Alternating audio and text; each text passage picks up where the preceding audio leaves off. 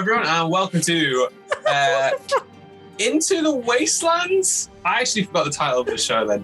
Wait, Into the Wastelands, the Eternal Army.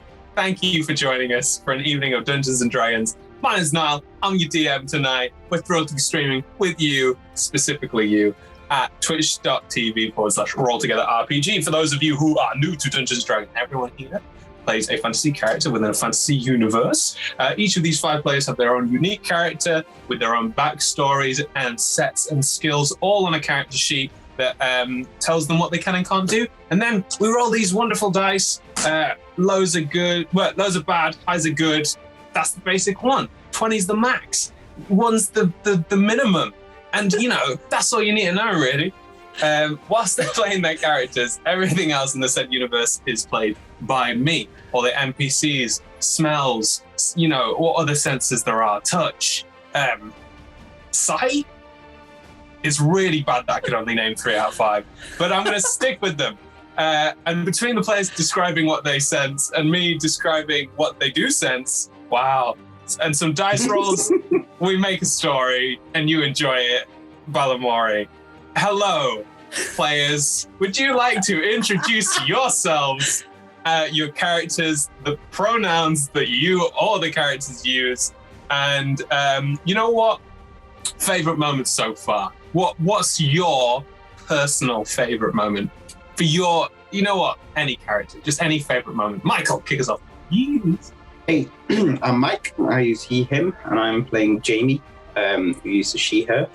And my favorite moment has got to be Malice's self-discovery through the philosophical teachings and meditation is just Yolma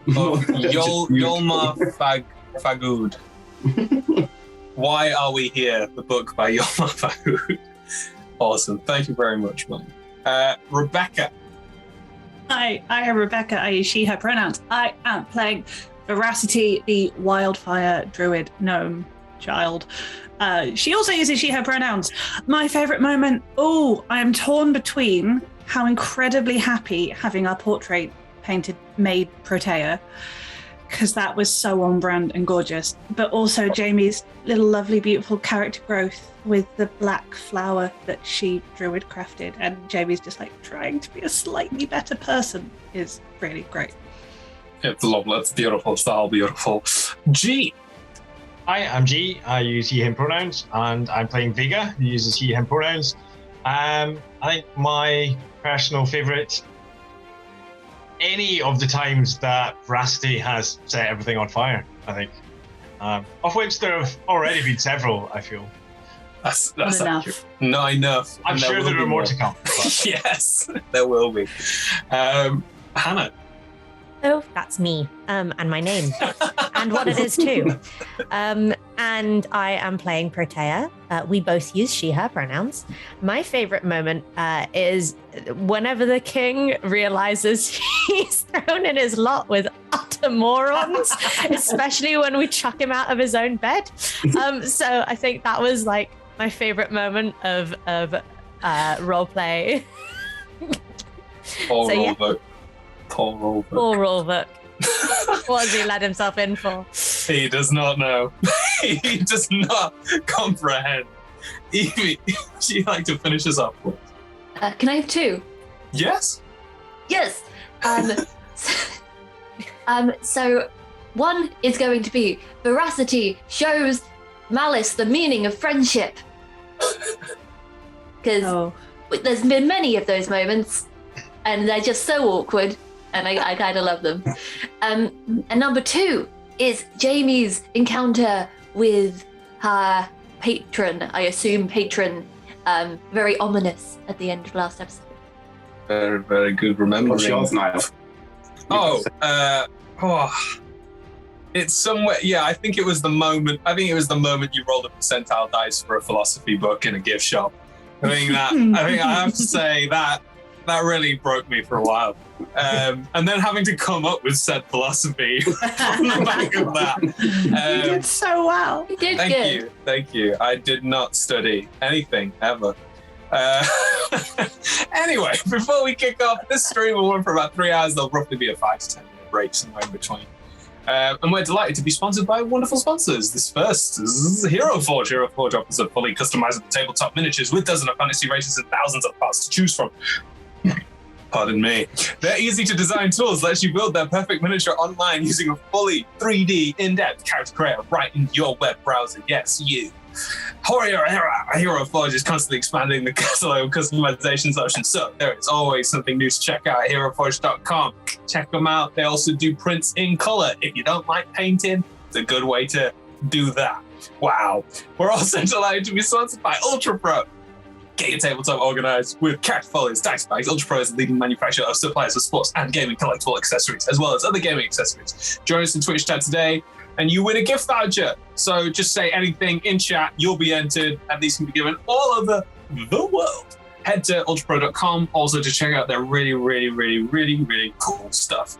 We're also sponsored by the wonderful Elderwood Academy, who are the premium purveyors of bespoke gaming-themed gear, including hex, chest, dice boxes, spellbook decks, rolling trays, disguised as bespoke ancient arcanes, and these wonderful, really cool scroll and codex dice towers. And they're just wonderful stuff. Wonderful stuff. You can currently get 10% off of your Elderwood Academy purchase by using the code ROLL-together, all caps, at the checkout. So find more of these wonderful goodies at elderwoodacademy.com. We're also supported by D&D Beyond, your guide to digital D&D, and you can see everyone's character sheet up on the overlay on just the sides of the screen if you just click and have a look. We're also supported by Level Up Dice. There's a link in chat for our wonderful massive table shakers range, and we're also supported by two lovely D&D video games, Idle Champions and Warriors War Deeps. You can ask for some codes in the chat. The mods will give you those codes there. If you just type in like !Idle Champions, you'll get the ones, Warriors Waterdeep, that'll give you a link to the games. And then for codes, Idle Champions gives you a chest for ! Code, and Warriors Waterdeep is !Wow, gems. It's Twitch chat, but you'll need to be on Warriors Waterdeep on the actual device that you use when you're on Twitch for the game. You know what I mean. If you're doing it, you know what I mean. Anyway, we are Roll Together RPG on all social medias. Links in chat, so do like, follow, subscribe. A massive thank to our D20 club on Patreon. Come join the dice heads for only $1 or £1 or whatever you have, and unlock more tunes by joining. Our shows are available as podcasts, so just search Roll Together RPG on your favorite podcasting app. Finally, we play with a diverse group of players who play a diverse set of characters with wide-ranging sexual and gender identities. Our tables are trans and GNC positive, and we encourage and champion trans and GNC players and DMs and characters all in our games. The DMs and players may portray characters that are of a different gender to their own, and we do aim to avoid misgendering. I acknowledge that it does happen. We have a company policy in place for correcting people on pronouns. If we do miss an instance of misgendering, we're open to being corrected. So please do let us know if you think one has been missed. And for now, let's begin. Episode 4, Into the Wastelands, the Eternal Army. Start the music.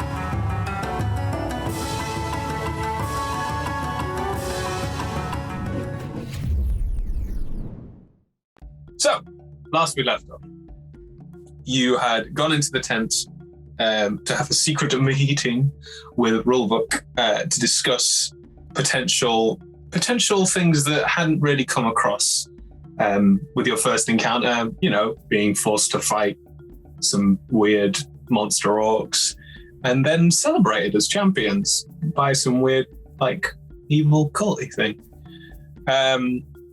Not too different for a few of you, but quite new for some of you. It was then explained to you that Rolbook basically needed your help. He'd create this facade of the champions and this idea so that he could save his city from basically becoming a religious, zealous, warmongering tribe, which you all listened to and thought was sensible, and I believe insight checks were made, and you've agreed to help him. You then went back to do some shopping for all the money that you'd won for beating the orcs. And you bought various amounts of goodies and spent the night in the Predator's lair. Whilst you were there, a few of you had some fun. Malice managed to find himself a little bit before losing himself again to the idea of maybe, he has something to lose now. Jamie was accosted by her patron that she once thought was dead, but seems to be very much alive and very much terrible. And then had a lovely, nail painting session with Protea and a bit of a DMC, a gossip chat. And then Vega started to come under these visions of disaster and chaos, and maybe our first glimpse at the titular army. And we ended that episode with you walking forth back to Rulvuk and his encampment with an ominous vision of the future of a king on a throne waiting for someone to arrive. So, we find ourselves back near Trollpickham. You guys, I'm assuming you just head straight back to where the encampment was. Yep. Lovely job, lad. As you do so, you notice that there are a few more travelers going on this road now, because so far so good. It's safe now, hopefully, if you guys have done your job properly, kind of thing. And there are trade. You probably get some lovely waves from people who recognize you, and I assume at this point you've written down Protea's predators on your name, you've got that nailed. You not do that over the night, Protea? Not even I have done that. I think at this point, because she didn't get merch properly made, she's not going to half-ass it. It's important to get your branding right. Yeah, just as you took a drink. Yes. Very good. Very good. But no, I genuinely think she does think about that sort of thing. What's our coat of arms? All of that nonsense. Wonderful, wonderful. So we've all settled for Protea's predators. I'm glad. I don't think anybody else has thought about it. No. Thus it is kept as the default. As you head back to the encampment, they are sort of packing up, making things. You notice that there's a lot of cleaning going on, which is rather unusual for sort of these outlandish goblins and bugbears and goblinoids that are usually quite wild and free. You're noticing that a bit of discipline has been put into motion on this camp. They are packing things up neatly, nicely, and sort of as you walk in, there is a pack of wargs, which are these wonderful large beasties. I think, do we all know what a warg is? Wonderful. Each with a saddle set up, and Rulvuk walks towards you from the encampment, fully armed, fully dressed. You've noticed that he's got these large sort of cloaks on him that are currently down, but he seems to be wearing some sort of duster kind of thing over his once armor that he once had. He walks over to you and he says, "I'm glad you've come back," and sort of greets you each with a handshake. Does he seem genuine, he's actually glad to see us? He didn't sound it. Yeah. I think that's just my sarcastic tone. But yeah, he is genuinely glad to see you. He points to the wargs and he's like, "This will be our ride across the wastelands." Not riding the dragon? Bit too gauche, you not think? It's one hell of an entrance back home. Yes, but wild creature would have to keep feeding it and looking after it. Just not exactly acceptable, is it, for a ride? So what are you doing with it if you're not going to feed it and look after it? Probably let it loose. Oh, maybe not. Just because obviously that would cause some problems here.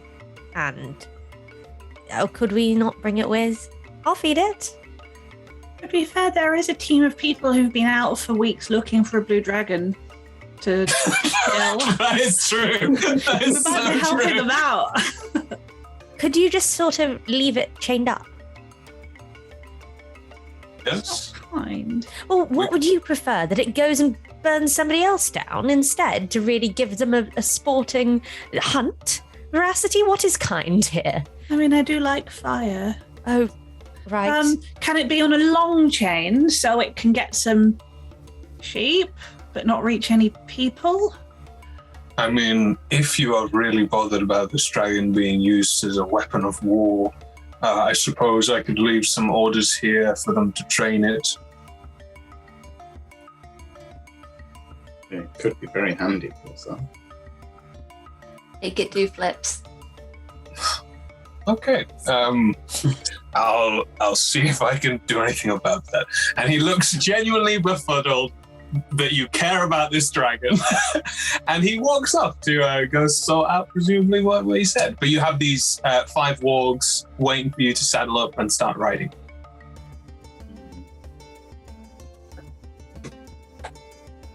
Anything you guys would like to do?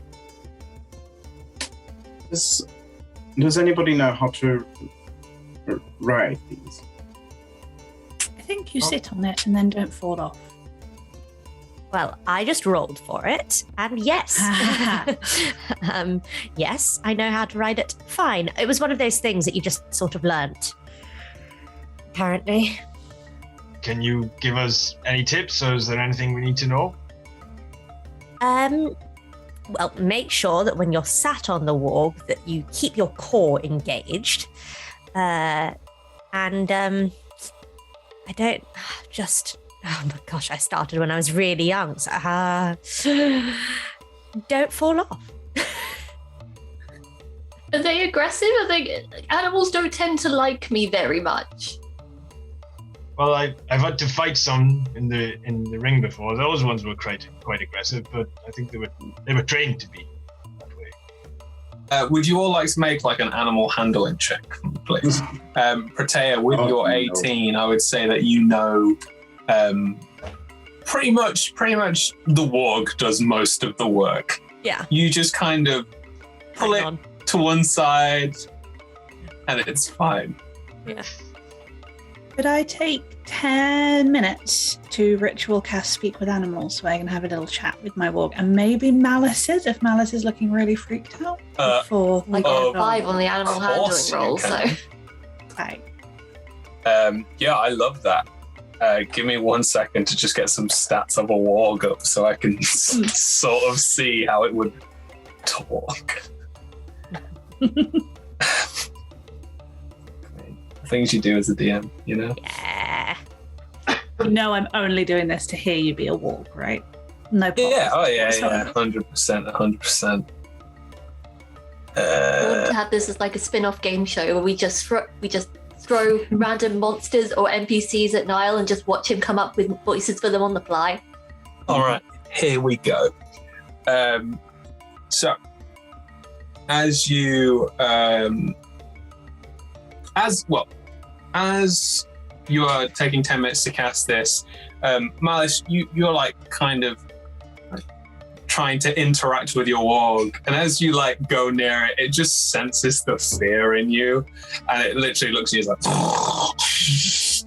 and you're just like, ooh, maybe, ooh.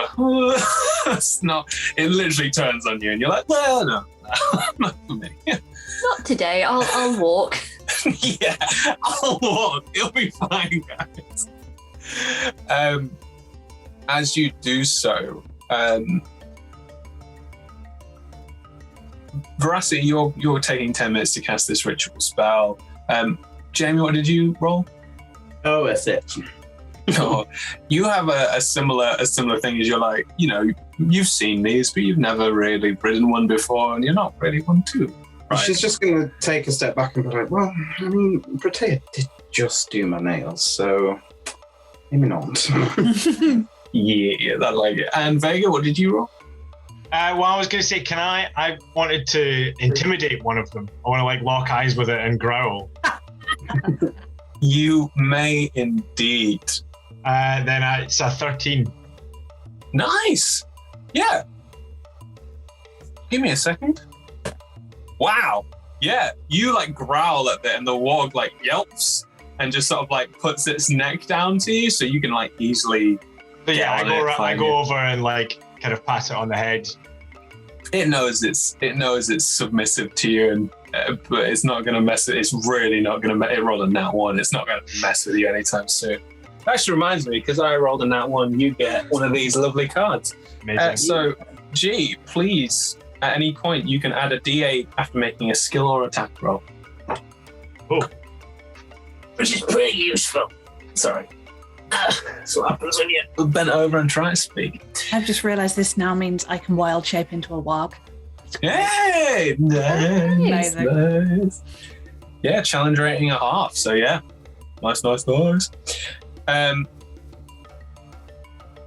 Vega, as you're sort of interacting with this warg, from behind you, you hear a voice say, "They don't take kind to strangers, but they seem to like you."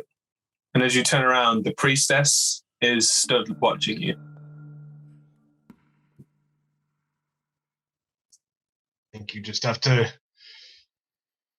let them know who's in charge. Don't show any fear to them. Very wise. Before you came here, what were you? A fighter. She comes very close to you and really looks you up and down, proper sizes you up, and it's breath to breath close. And then she looks in your eyes for an uncomfortable amount of time without flinching or blinking. And she's like,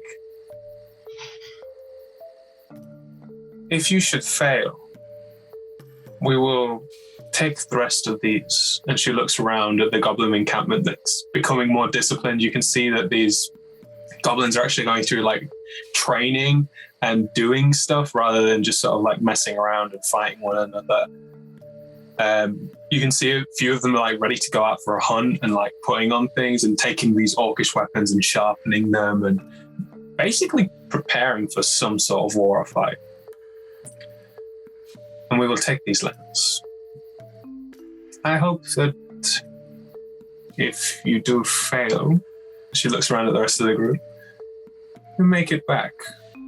You'll be used well in the wars to come. I hope that if we don't fail, we develop a more gracious attitude. She smiles at you. She says, "My Globiates will be with you," and walks away.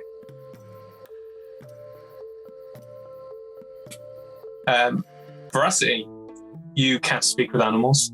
What do you say? Hello, I'm Veracity. Hello, Veracity. My name's Will. Hi, Will. That's a lovely name. Are you having a nice day? All right. Bit uncomfortable. The saddle's a bit tight. Oh, do you want me to loosen it? Yeah, why not? You'll have to stay quite still because you're a lot bigger than me and you're a bit scary. So if you stay really still, I'll go and loosen it. You make an insight check. Yes. Oh dear. 26. Well, Veracity, please have another D20 because... no, another blue card because I've rolled another nat 1. Oh, wow, this is a good one. To turn a successful hit against you into a miss or a critical hit into a normal hit. Gorgeous. And as you look into this warg's eyes, you know it wants to eat you. Oh. It sees you as small and vulnerable and by yourself because the rest of the group are kind of interacting with their wargs. And it's like, maybe I can eat this one without anyone noticing if I'm really quick about it. Can I cast Produce Flame in my hand? Yeah. And just hold it close enough to the warg's nose to be like, well, you know, when you can feel fire, but it's not quite burning. I don't want to hurt it. I just want to scare it. Yeah. Do you want to make an intimidation check? Not very intimidating. Need a beat of 10. Oh, that was 19 on the dice, so 21. You like take a step as you like notice what's happening in the warg's eye. You like put your hand up and fire up, and he looks at you. He's like, "I didn't know you could do that." No, you didn't. Would you like to stop thinking about eating of me, please? I wasn't thinking of eating you. I was just, my stomach hurts and my face looks in pain. And he like gurns at you. I would like to light up my other palm and be like, I don't like being lied to. Hey, Jerry. When he walks to us, he's like, yeah. So can you tell this one here that I wasn't gonna eat him? As Jerry looks at you, he's like, oh, Will would definitely eat you. Yeah. And Will's like, what are you meant to tell them I'm not gonna eat him? He's like, oh, I thought you said tell them that you were gonna eat him. Sorry, mate. And then like the warg like nuts him on the side. He's like, and they have a bit of Malice, at this point, you're like, oh, they're cuddling. They're cuddling. I'll turn to Will and be like, okay, so we have a very long journey together into a battle, and either I could be mean and do this all the time and forget to feed you, and that would be really sad because I'm scared that you're eating me and I don't want to go anywhere near you, or you could agree to help me out, not try and eat me and generally try and keep me alive, and I will be really nice to you. I'll make sure your saddle's really loose. I'll make sure you get really nice food, and I promise not to set you on fire on purpose. Well, you don't want to be too loose because you'll fall off. Yeah, I did wonder if you only said it was tight, so I would come closer to you. No. Yeah, you feed me, and I'll I want to eat you.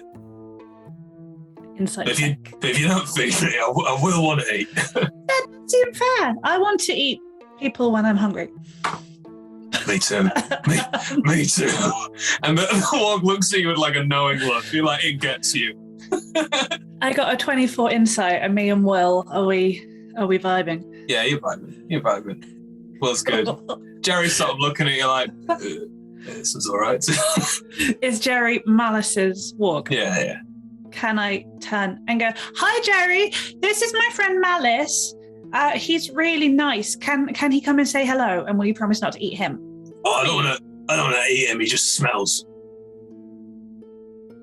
Yeah, you can smell it. Look at it. The warg sort of like turns around and all the other wargs, yeah.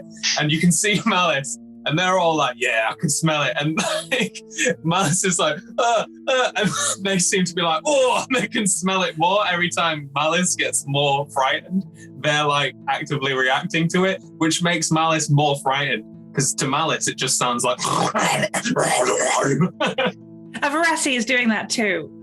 Her speak with animals is out loud. Beautiful. Making the animal noises. Malice! Yes? This is Jerry. He said he doesn't want to eat you. I don't know that Jerry's male. They said they don't want to eat you. Why not? I'm delicious. They think you look like a really nice person, so they don't want to eat you. No one ever says I look like a really nice person. I think you look like a really nice person. Jerry and the other wargs are like, oh, he smells so bad. He's oh wait, no, the scent's changed. No. That's confusion.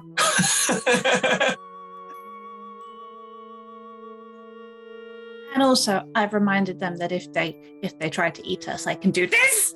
So it's going to be okay.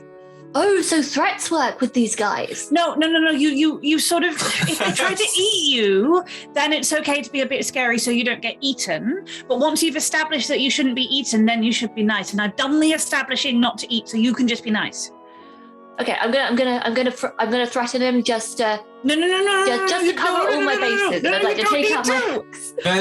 There's one warg right at the end of the line, one that Protea's sort of like getting on, and as Protea is like saddling up, the warg turns to all of you and says, "Please, my brethren haven't really thought out, in common, my brethren haven't really thought out what the situation is. I will speak to them all and settle this matter." And then in warg, you hear it's like, "All right, lads, listen up. Right, we've been given a job. We didn't do that fucking job. Otherwise, we're not going to get fed.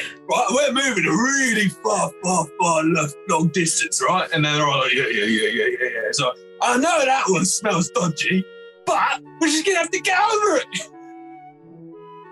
Protea turns to the rest of the party and goes, "See?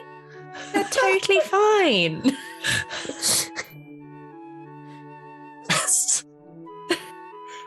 I only did that because I was looking at the warg stats, and at the bottom it says, "And a few learn to speak common as well." And it would be Protea's. Yeah, well, it just made sense to me. Awesome. So as you all saddle up, thankfully, none of you can't get on. But some of you will struggle with the ride. It'll be a bit harder. Yeah, it'll be a bit harder just generally because you don't know how to ride a warg. But, practice makes perfect. After you're all saddled, Rolvuk comes over and he's like, "Right, so I've told everyone to keep the dragon. They're going to use it to find some ogres, apparently intimidate some ogres into working for them. And, we'll go from there. But the dragon's safe. We're going to teach it how to do the loop-de-loop." Nice. All happy. Right. Well, if you don't mind, I think it's time we set off, don't you? Right. Nice. Rolvuk whistles and a warg comes round and he jumps on it and he goes, "Onward," and starts to lead the pack. Thus begins your journey into the Wastelands. He informs you that it's going to take about 7 days, hopefully, as long as you guys don't come into any hassle, any trouble. But it's a very hard ride. And he's gotten you all these shawls that he wears as well. It's just like a basic duster made of like leathers that have been cured to be quite thin and more of like a sheet than anything. And he says it's a hard ride, essentially. Now, here we get into some mechanics. I like you guys to take it in turns, tell me highs or lows, and we will do the days as they go. Also, Evie, I need you to make an extra roll for me. Oh, okay. Can you make, for the first day, can you make a Constitution saving throw for me, please? That I can. So that's a 24. Ooh, very nice. Thank you very much, Evie.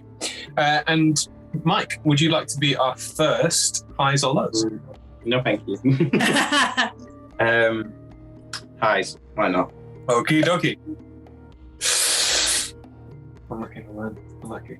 And that's a card for me. Sweet, I'll save that for later. Rolled a nat one, my man. So sorry. As you start to set off into the desert, you it is dry and barren and awful. And as you travel, Rolvuk points in the distance and you can see this massive sandstorm ahead just making its way to you. He shouts at you all because you can start to hear the wind picking up. He shouts to all, "Put on your cloaks, it'll help your eyes," and dons his. Pronaos becomes like one with the warg in this little cone of tidiness. Could you all make a survival check at disadvantage, please? No, can I not? Can I do something interesting instead? What is said interesting thing? I was thinking, I don't know if this is possible, but I have absorb elements, and now technically this is about spells, but would it be cool if I just, because she is this green fey figure of nature, would it be cool if she just sort of absorbed the sand? Let me Can I see do that? what the I wording still is. take some. I would take damage if, but I would. It's a reaction. That's the issue. It's not a damage. So you're not going to get damage from doing this. Okay. And it's only a reaction spell. So yeah, it's one of those, like, if there was something that would last for like a couple of hours or something, then maybe, but because it's a reaction, it's instantaneous. No, sorry. No, that's a very fair. cool idea though. I just thought because it was a reaction, that was why it could work. But that is very reasonable. I would just sorry. roll. It's a very cool idea though. Very, very cool. So, what did everyone get? 2 14s. Boy. 11. Also 11. 11, 9. 9. Michael? 7. The first day, you all sit, you make your way through, and the sun through this haze of sand does start to set at some point, and it gets intensely cold. Rolvik sets you all down for the night into sort of like where the sand is picked up, so you have a bit of shelter, and start setting up these tents, just small little pitch tents. But you have all got a point of exhaustion from that day. Thankfully, you are sitting down to have a rest. So it should go away again, right? So it should be fine. The next day, you awaken. Who would like to be the next? Do I still need to roll a con save because we've stayed somewhere overnight? No, We've travelled all day. Yeah, you're fine because this is what your curse is. Woo! It's almost like I thought about it. Who would like to be the next highs or lows call? Evie? I wasn't me volunteering. I was just going to ask where we add it on Beyond. Point of exhaustion? Yeah. That's a good question. In the top right of your character sheet, there's a thing that says defenses and conditions. If you click on conditions and scroll all the way to the bottom, you can add levels of exhaustion. Aha! Thank you very much. Luckily, though, you're having a long rest, so it's fine. You've not got the point of exhaustion. But each day's travel that you travel during a sandstorm, it will be disadvantage. And if there's something, maybe something will happen during one of the days, and you're being so hoo-wee. Who would like to roll highs or lows for the next day whilst you travel? Hey, please. Lows, Hannah. please. Lows. Awesome. That is highs, Fuck's sake. unfortunately. The next day you wake and the sandstorm is still continuing, whipping up into your face. Rolvik helps you all pat down the tents and things like that, but you must continue on. So you all take a level exhaustion for this day. Malice, could you roll me a Constitution saving throw? Just flat there. Okay, I'm rolling well on the con saving throws. So 18, 19, 20, 21, 22, 23. Nice. Cool. And we're on the second day. Wonderful. You notice that when you're during this sandstorm, it is extremely hard to see each other. Literally 20 foot apart, and you can barely see that. It's a horrendous experience. And again, the night cools down and this sandstorm is still whipping into your faces, scratching at you. But thankfully, it is nighttime and you can reset your point of exhaustion with a long rest. Who would like to roll next? I'll go. Go on, G. Lows again. Lows. Nice again. You all try to make it through the next day. Same issue, and as you do so, could people make a perception check at disadvantage for mistakes? Unless it's within 10 feet, in which case I have blind sight. No. Oh, so I get advantage because of the robe of eyes, so I'm assuming just a straight roll. Yeah. 22. 22 17. at disadvantage. 17 at disadvantage. 4. 13. Oh, gee. Rolled a 2 and a 7. Michael, what did you get? 11. 11. And Evie, what was your number again? 13. 13. Because it is so difficult to see, I'd say Veracity, as you shelter down for the night, there's this, in the distance, you swear you can see the whole sand move in the distance, but because there's so much sand going on, you're not really sure what to make of it.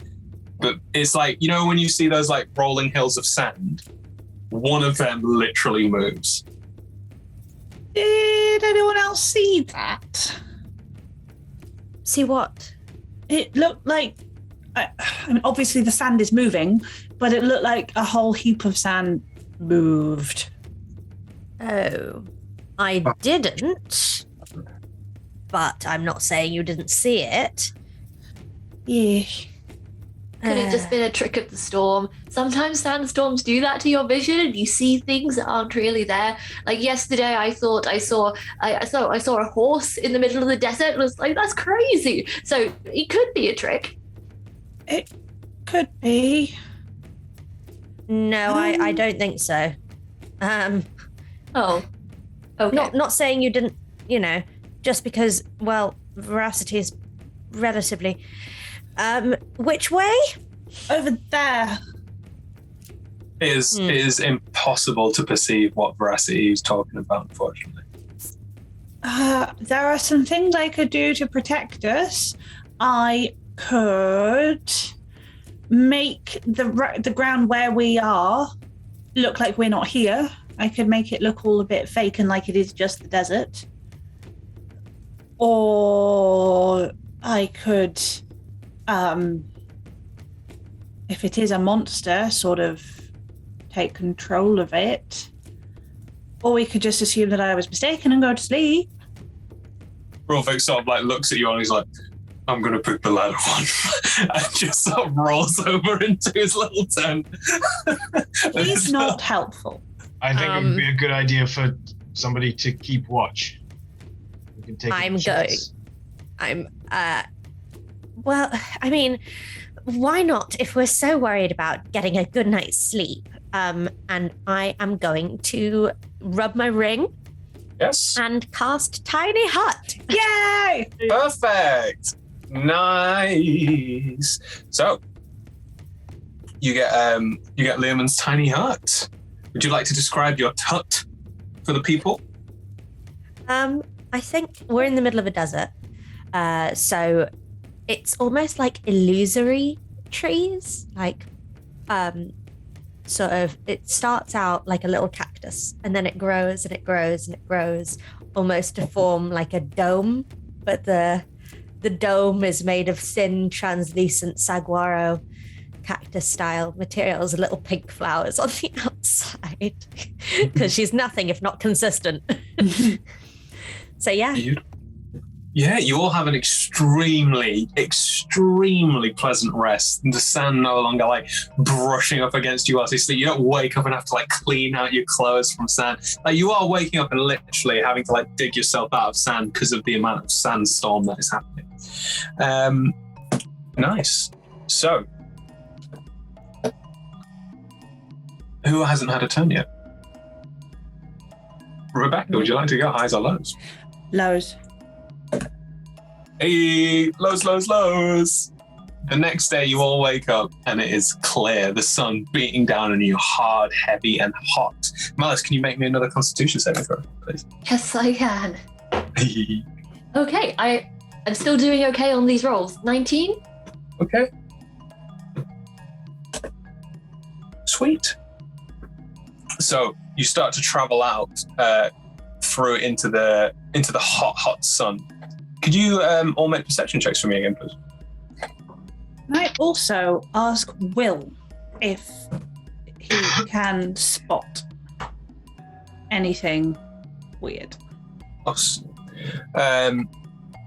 You also need to. So let's have perception checks first. 14. 17. I rolled a nat 1. Ooh, that's I mean, it doesn't end up as a Niall. 1 because my perception is quite good. It turns into a 5, but that's still not anything. It does give me something. It does. Ooh, I could have been using these. Michael? Another 11. I've not rolled above a 10 yet. And Evie? I got a filthy 20. A filthy 20, you say? Beautiful. Yeah. Could you all make me survival checks as well, just to make sure that you don't get exhaustion by the end of this day? Just a regular survival check. Natural 20. Oh, nice. Have another card. So your next card is choose your initiative score, Rebecca. Oh, nice. 20 billion. 17. 17. Lovely. A 13. A 13. That's a fail. A Joins 14. Malice. A 13. My nat 20 total is 28. You're fine. 13s and 14s unfortunately fail. As you're passing through the desert today, the sun is so hot and beating down on you. You're not used to this kind of weather. That's probably because you're wearing leather armor. And Jamie, you can't seem to get your umbrella at the right angle to just cover you from the sun. Every time you turn, there's like, and Vega, you're like, just the mane on your back is just sweating through.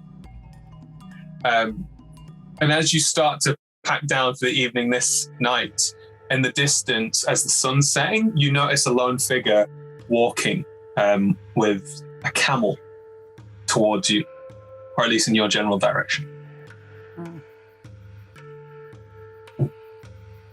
Does anyone else see that one? Anyone with a 15 or above. I do. Yeah, I can. You're not imagining that one. I wasn't imagining the other one. I know. Like, I wasn't imagining a horse either. So we're settled. But that person, definitely there. Good. Does Rolvuk see them? Let's roll for Rolvuk. Rolvuk will see them after you point them out, but can't see. He's like, where? But after you point them out, Brassy, you can sort of show everyone this lone figure. They seem to be heading in your general direction. What would you like to do? Keep an eye on them. Yeah, let them pass if they're not walking directly at us. I'm going to ready a spell. Just to really mess with their perception, I'm going to ready a chill touch because I can. Cool. Also, it has a very long range, so if the person decides to be a meanie, Amenable beanie. Yeah. You see them as they start to get closer. They sort of slow down a little bit, and Brassy, you can tell just from the distance that they're clearly like perceiving you and checking you out as a group. Do you wave back at them? Yeah. The figure puts a hand up and starts to walk towards you all. They arrive, and as they get close to you, they say, well met. You don't mind if I stop the night with you all? That depends. Are you nice? I try to be. And they like pull off their hood, and they're this sort of like long dark haired man, like scarring on one side of his face, cuts across his lip, and like just the whole face seems to have these long scars from battle. They're like wearing this brown duster coat, 2 swords on either side of their body with like arrows and a backpack on their back. This camel seems to be like well equipped for desert travel. And they're like, I mean, I have things to sell if you want them. They're just like trinkets and odds and ends. They usually go well with common folk, but I think, well, you guys are out here, you're probably adventurers, right? Insight check, please. Yeah, roll an insight check. I am nervous. 15. 19. 13. Nice. Are you Mike? Are you rolling one? So just like- that was 4. 4. If she wasn't like staring intently on the like, back and forth. Oh wait, I've got a thing I can add. Sorry. I'm just assuming Jamie distrusts everyone automatically. She's mentally taking notes. She's like watching this interaction because each time a new interaction comes, she thinks she's learning something more about humanoid interaction. I did interaction quite a few times. But. Very nice. G, did you add anything to add? Yeah, I forgot I had a card from last session of adding a D12 to a skill check, so it's now a dirty 20. Sweet. 15 or above, guy's got things to sell. He's got stuff to sell. He does say he can be nice if he wants to be. And like, he seems like a pleasant guy. You gather from the weapons that they're clearly like some sort of mercenary adventurer as well. So that kind of also puts down that if they want to be mean and nasty, that they can be mean and nasty with the best of them. Adventurers are known to just be generally destructive and awful. Coming in and destroying whatever's there with no consequences. He seems like that kind of guy that wouldn't blink twice at like, if somebody started a fight with him, killing them. Typical adventurer. But he does, he seems like a regular guy. So typical adventurer rather than murder hobo. Yeah, typical adventurer rather than murder hobo. With a dirty 20, Vega, I'll say that you recognize that they've got loads of foreign things from Faerun. They've clearly come from Kartur. And you've never seen the kind of designs and patterns that they're sort of wearing. You notice that like part of their like scarf is like of a different material and like different kind of animals and things like that, which you're like, oh, this guy's clearly well traveled. He's had a good gap year. But yeah, is it okay if I sit down? Oh, yes. Do you happen... I mean, I don't know. Would you happen to have any nail polish? Roll a percentile check. Okay. I'll say 40% chance this guy got nail polish. 40 I or don't below. know. It's worth asking. Isn't it? No, I'm with you. All right. What was the chance? 40. So you needed 40 or 47. below. Oh, good. He looks at you and he's like, sorry. No, I didn't. No. Yeah. No, that was You never probably... know. Yeah, I probably should have picked that up. That probably would have sold well. I'm just, little odds and ends, that kind of thing. Things you find. Got this. And he like pulls out like a rabbit's foot. He's like... What does it do? It's like for luck. And he like puts it back and he's like, look, I've had it for like a year. It's just not sold. Nobody wants it. It's okay. Sorry. Yeah, nice. He sits down with you all. He's like, so are you guys traveling to Karata? That is the plan. Wow. Okay, yeah, not many people from Faerun travel in such small groups. Is it nice in Faerun? Parts of it. More green, more trees, more water. Oh, do you need water? No, I think we're okay at the moment. Okay, no, I can say it. We've been caught in the storm for a fair few days now, so it's nice to have a break. I mean, he looks around you and he's like, I could sell you some better equipment. What have you got? He like picks himself up again, goes over to his camel. You see him like sort of stroke his head as he goes near it and gives it like a little tickle. It spits on the ground. He like goes into this bag and like turns to you, and you can see that there's like a lock on it, and he like turns his back towards you so that you can't see what he does with the lock. When he turns back, the lock's gone. He opens the bag and starts pulling out these like sort of shader glasses that'll cover your sight, make your sight better during the sandstorms. And he explains this to you. He's got like these sort of like cloaks that will cover your face, just like more not magical, just more physical things that'll give you an advantage to your survival checks. So when you do have disadvantage in the sandstorm, it'll just be a flat check. When you're making your regular check, it'll be an advantage. And he says it'll be a gold piece for each of them because you clearly need them. And he smiles at you all. We'll take one of each, thanks, for the party. Yes, thank you. Okay, great.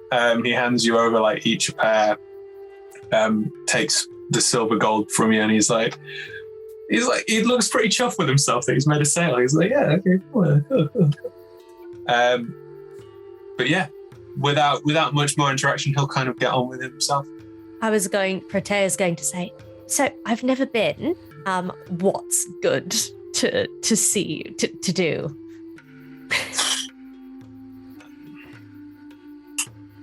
The Oasis of Viagra is really beautiful.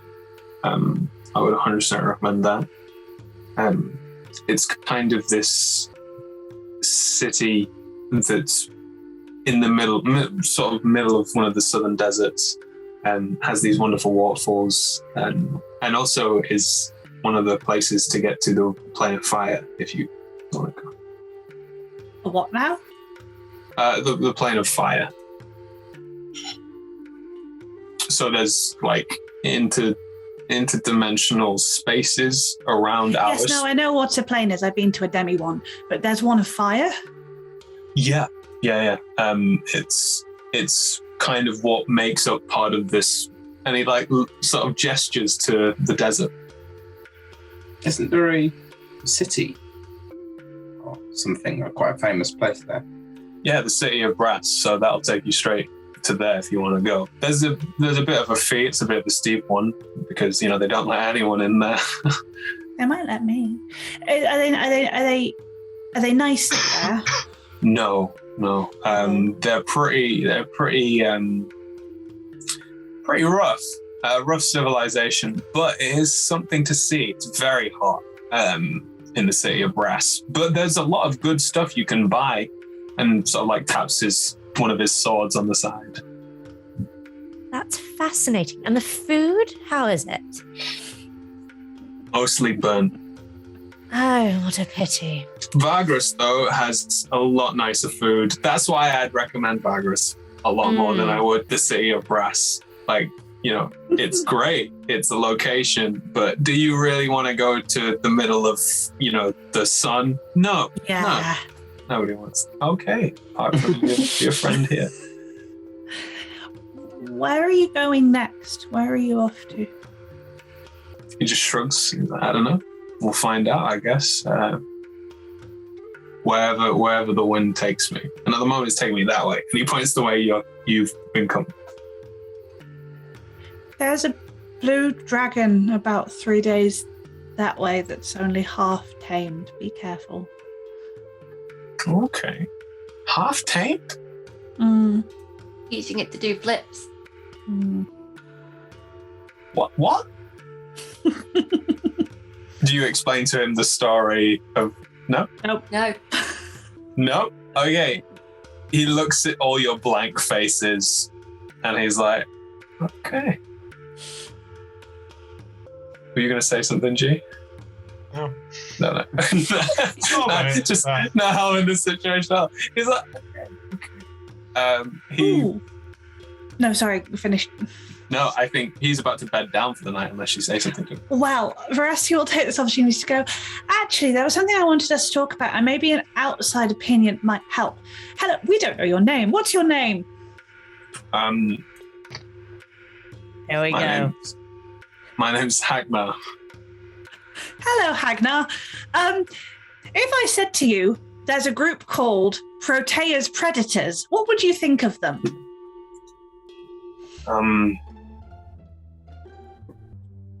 Is the leader called Protea? Yeah, a person in the group was called Protea. But they aren't the leader. No. Are they dead? Well, no, they're alive. Okay. Well, I'd say it's a bit weird that they're not the leader, but the group's named after them. But if it's a pretty good name.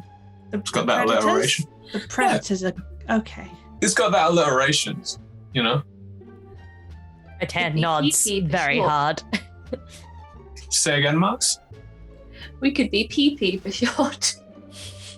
Yeah, PP is probably the one that's going to kill it for most people. But, I did... Sense of humor of a 5-year-old. I don't know if that's Evie or Malice. It's great. I mean, it's not the worst name I've heard. I once came up against a group called the Incapables. And, No. yeah, That's yeah. better. That's Really? not as bad. In Okay. what? I mean... I'm not sure I understand why we have to have a name. That thing. And if... Is this your name? What? No, we were being very hypothetical about all of it, weren't we? Not every group has to have a name.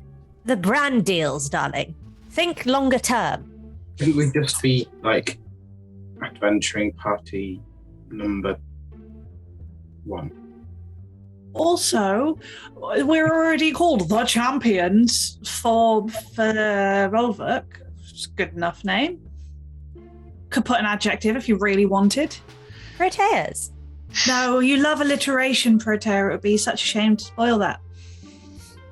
None of our names begin with ch, so It's almost like we should have an adjective that isn't just one of our names because that creates a hierarchy that's not very helpful for group cohesion.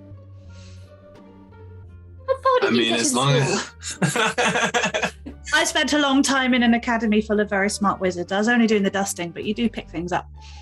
Fair enough. I mean, Protea's Predators is a fine name. The Champions is a cooler name. It's cooler. Might be taken. But I'll tell you what, if I come across anyone called the Champions, I'll let them know that you guys have that name. And he's sort of like, you can tell he's enjoying your company, but very politely starts to like, oh, it's just late, and I gotta travel tomorrow.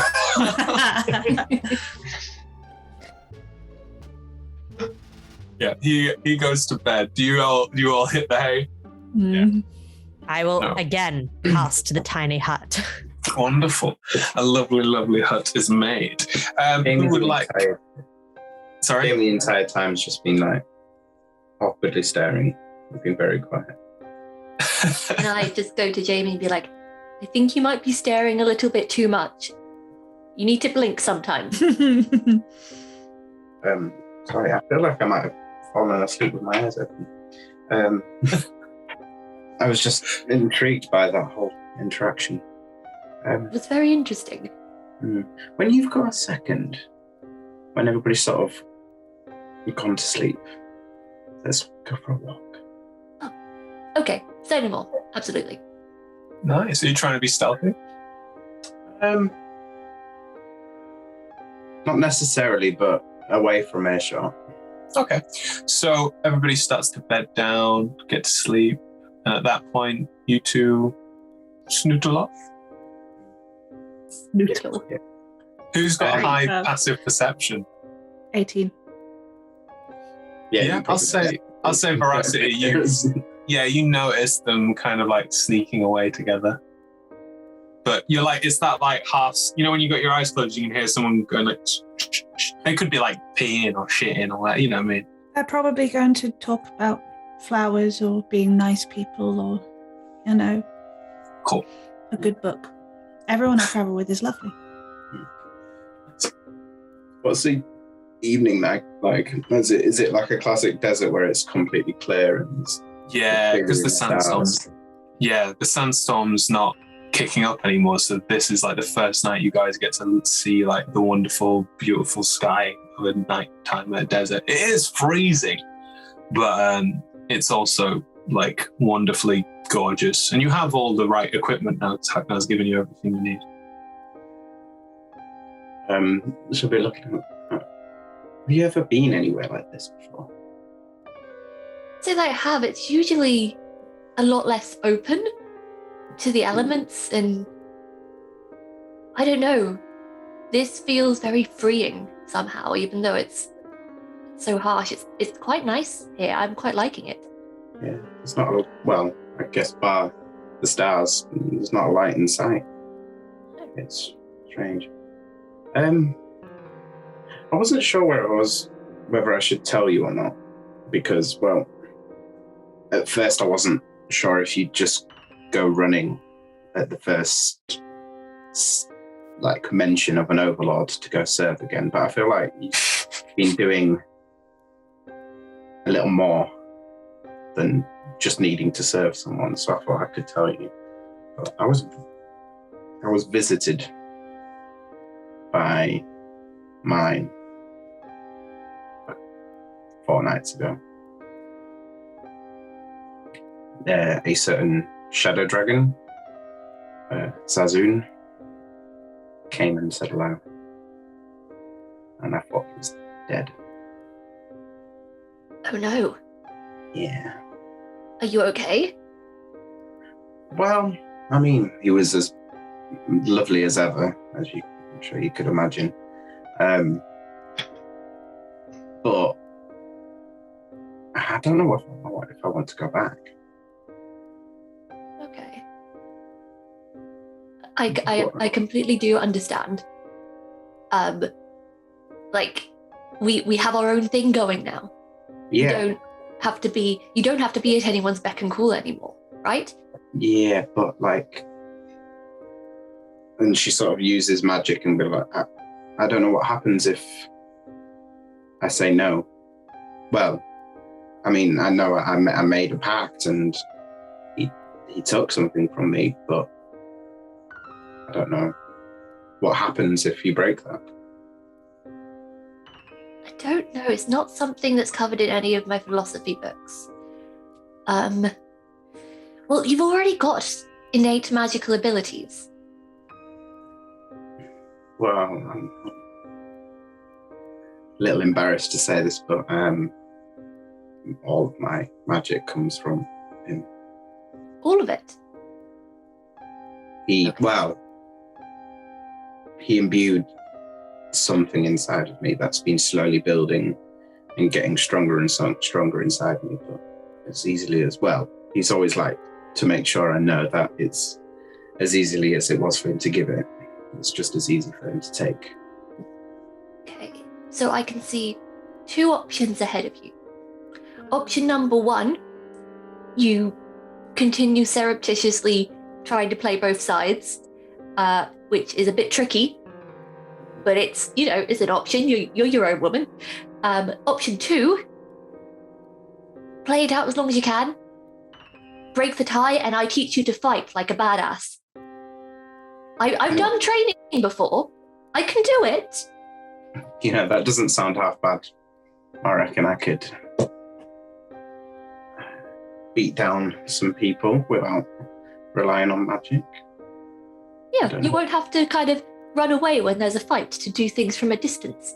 You've got good structure of muscles. You've got 2 arms. Yeah, I was born with them. It was fantastic. And combat runs in the family. No, yeah, well, yeah, all of them. Yeah.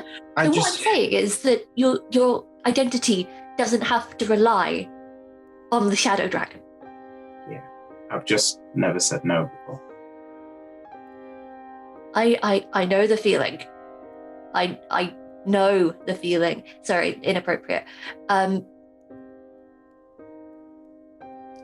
It's hard, but know that I will be there with you, as you are here with me, as I'm saying no to being Protea's minion. Yeah. Oh, yeah, but I felt like I should tell you to make sure you knew, because, well, I'd like to try not to, but I may have to just go. I can't risk everybody else for the sake of Are you me in not wanting. danger? Probably, like, well, no. If I did as I was asked, I won't be in danger. But if you don't do as you ask, then you are in danger. Well, like I say, I've never walked down that path before. Okay. I think we have access to adventurers and heroes who have done things in the world. If you're not comfortable with us exploring this in depth, we could float it hypothetically as a thought experiment, and just kind of see what's going on in our stealthiest manner. How does that sound? Like, present it as it's a question in your book. Yeah, exactly. And just kind of try and feel our way around it. Because I'm here with you 100%. House silhouette forever. But I'm still not 100% sure I trust these guys. I'll be honest, I don't trust them at all. But I don't think that's their problem, that's mine. It's so difficult to tell, though, isn't it? Yeah. Well, they're nice people. And that's something that almost sends shivers down my spine when I say it at the moment. So it's quite interesting, though. And the feeling's nice. I will say that. The feeling is nice. Seeing them do nice things and tagging along. Yes. Well, let's make the most of it while it lasts. And try and figure this out. But I'm here for you. Thank you for telling me. I'm not going to go and serve your overlord. Don't worry. No, you're definitely more than that. And I felt almost silly even thinking that at one point. Thank you. I kind of lost myself for a little bit there. Yeah, I'm still not sure I found myself, but yeah, those books seem to be. Good point. Have you been reading the book? Yes. Should make another wisdom check at advantage. Yeah.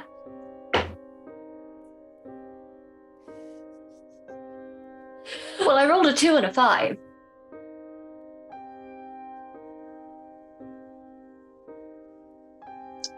Miles ain't doing well. Nah. Miles says he's doing well. Miles isn't doing. Miles is trying. It's goddamn best. Miles is kind of like taking the book now. And like in your opinion, the book is now the master. Like, you no longer rely on people, but only this book is the truth.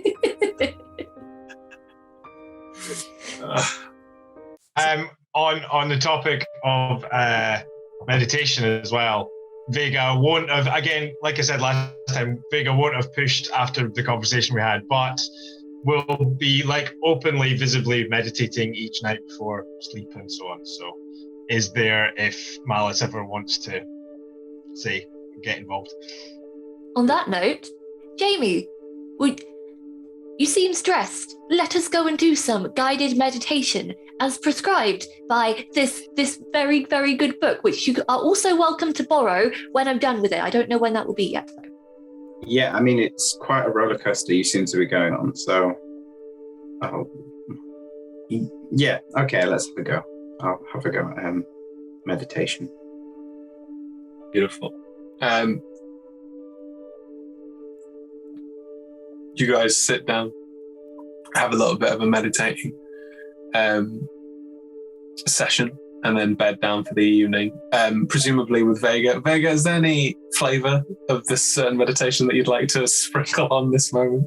So yeah, as Malice and Jamie come over, I will get them to sit down, and we'll sit in a sort of circle.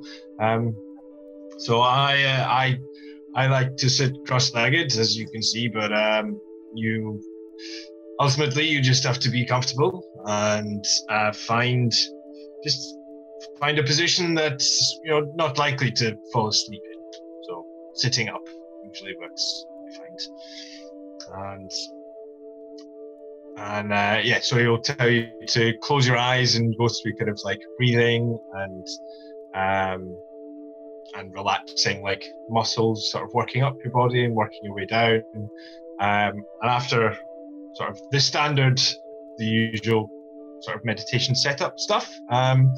So as I've kind of finished doing the like breathing and muscle relaxing stuff, and I start talking about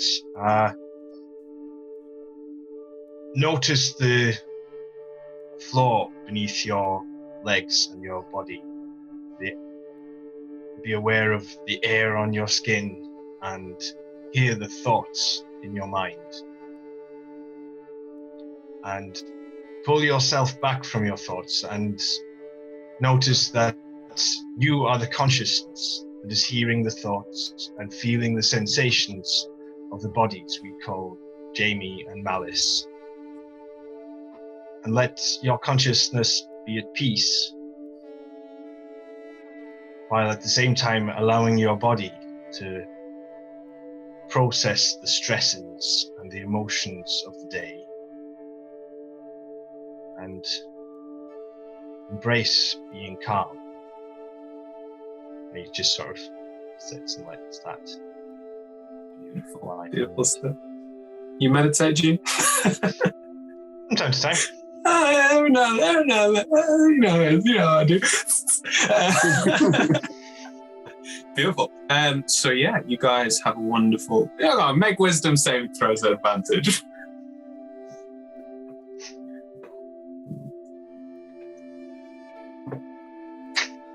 At advantage, that's an 8. Oh, no. You are calmer than you were before, but still anxious. And Jamie? A dirty 20. Like, you have fallen at peace with this situation, and you know and trust yourself that you'll make the right decision when the time comes. The next day, you all wake up, and as you're getting ready, Agnar bids you all farewell. Make sure that you know how to look after your gear and equipment so that they don't break and that you look after them well enough.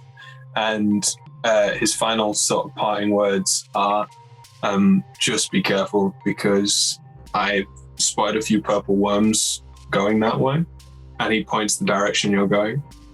So I would suggest that if you do see any or any start to crop up, the best thing to do is head to a cave nearby, if there are any, but they tend to not really sense through rock as well as through the sand. But just be careful, because other things will be running away from the cave. And I bumped into some other adventurers a few days back, and well, they weren't as nice as you. A bit pretentious and a bit grumpy. One of them was just like a regular guy. But yeah, all good. Can I make a history check on purple worms? Yeah. Or a nature check, whichever. Oh, thank you for giving me the choice. You're welcome. Yeah, thank you for giving me the choice. You're welcome. That is a 22. Wait, no. Yes. Maths. On history or on History. Purple worm on history. You remember hearing a story of a village once, and essentially, there was this story about how they had like a hole in the town, and they used to throw sacrifices down the town. Some adventurers came and stopped it because it just seemed insane. It was just like straight up murder. People were being murdered and things like that. It turned out they were feeding this giant purple worm. So when the adventurers came in and stopped them, a few days later, the worm came out of the ground and ate the whole town as vengeance. These things are massive. They're known as gargantuan monstrosities. And it was not killed by the adventuring party, for they were, as we would call it, too low level. They were destroyed and presumably eaten by this burrowing monster. You've also heard that they spend most of their time in the Underdark and do sort of see through the ground rather than like through their eyes. Like me. Yeah! You're just a tiny purple worm. I relay this very cheery story to the rest of the crew and say, well, Veracity, Oh, did you see a purple worm? I saw a patch of sand moving. Now, looks at you all and he's like, "Glee."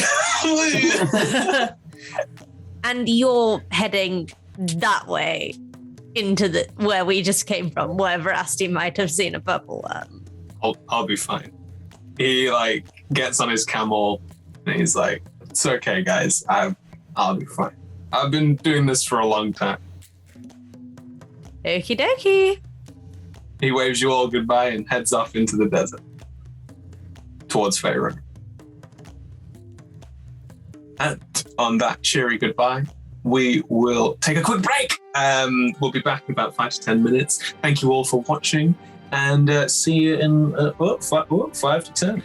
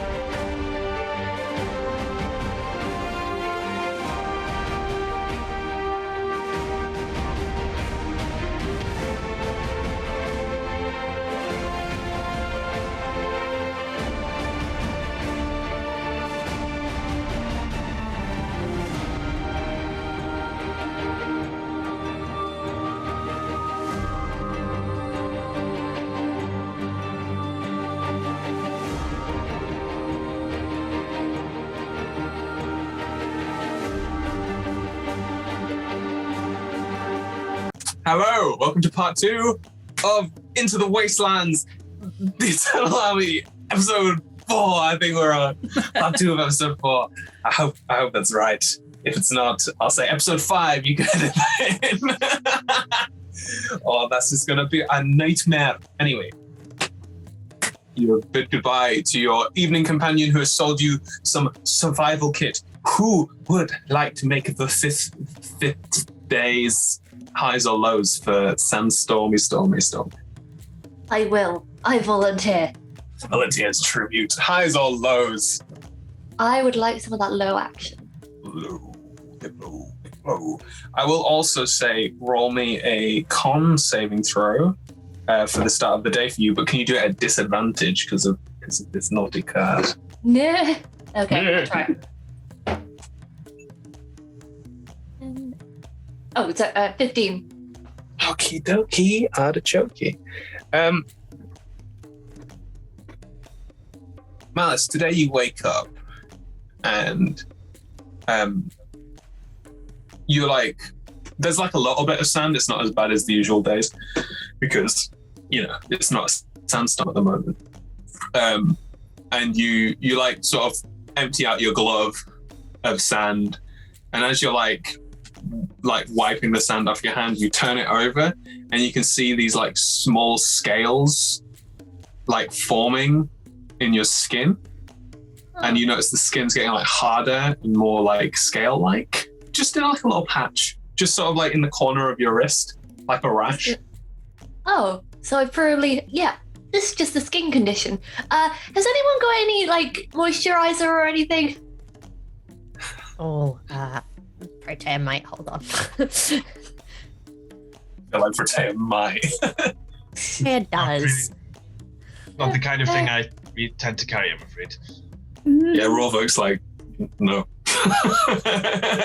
Protea hands over her hand cream. Can Rusty make a medicine check? See if it is fine.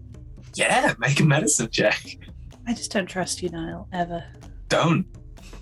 Neither do I, but I just think that Malice doesn't. 21. Malice is an innocent little bean. Oh, this is not a skin rash. What is it, Niall? This is Malice's skin. There's no disease that you've ever heard of that does this. Like, Malice's skin has formed scales in this patch. Malice? Hmm? Have you gone a bit scaly before? Can't say that I have, big one. I got that. Yeah. Because, I am sort of okay at sort of finding out if it is a sort of arrow wound or poison or a skin rash. I didn't know that, but good. Oh, I am very good and wonderful. It's not any of those. It's just your skin is a bit scaly now. Wait, what? Your skin's perfectly happy. Nothing's wrong with it. It's just got scales on. Are you sure that's not normal? I mean, I haven't heard of a drow having scales before. Jamie, have you is this something the mother is hiding beneath all that black? I can't remember ever meeting anyone in our family. I mean, we have a relatively, my side of the family, we have a very straight drow heritage, if I can remember rightly. Well, I will find a second opinion because I can't think of anything else this could possibly be. You haven't changed your skincare routine or I don't know. I don't know. I mean, I feel like I'm becoming more ferocious lately. Like I've got these teeth now, which I'm quite enjoying actually. But I don't know, maybe as I'm getting more confidence, my physical appearance is shifting to who I'm supposed to be. Yes. Please That sounds like some sort of magical effect, if that's what's happening. It's just what happens when you get more confident. Yeah.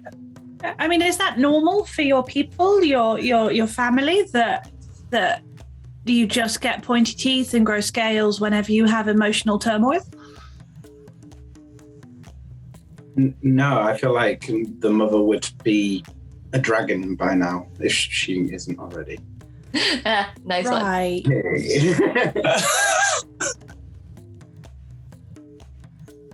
Oh, beautiful. Maybe you keep an eye on that, Malice. Arcana check, please. You seem okay with it, at least. Make an Arcana check. Holy shit. Okay. That is a lot of stuff. 16 plus 8. Oof. 24. 24 is way too much. It's too many. So, I will say, because of such a high roll, deserves a high price. Protea, you know that some magical items not only imbue the wielder with, power that they've never been able to use before, but may also have other certain side effects. Is that it with the 24? Can I smell a curse in the air? Yeah. What? Does No? it taste like... Yeah. Right. Protea's going to say, "Oh, darling, you've picked up a curse." What? Oh no, is it contagious? No, No? very much not. It seems like the sort of curse one picks up when one picks up a sick-ass new weapon without checking if it's cursed. But I suppose that's the trade-off, isn't it? Wait, Kick-ass weapon. I thought you checked my weapon. No, I don't think so. Did I? When I gave it to you to look at, for shizzle? Yeah, you knew that it was an extremely powerful weapon, but there was no way you could know it was cursed. It's one of those things where you sort of, I don't know, try it and then see, suck it and see. But that's a So you want me genuine to suck phrase. the axe? It's just very good. Very good. I would No, like to lick Shanae. no need to lick Shanae. No, it's just, I suppose you could unattune and it wouldn't continue. Just a guess, but You know what? I'll ask Rulebook or whatever his name is about this. But there's nothing too bad that's happened so far. I mean, it's fine for the most part. It's just a little bit of a scale, pointy teeth. It's physically changing your body without asking your permission. I think that's probably quite bad. It could be a problem. Curses aren't fun.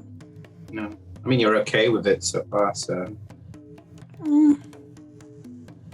You want to ask Robert? My body doesn't seem to be disagreeing. Worst by worse. Yeah.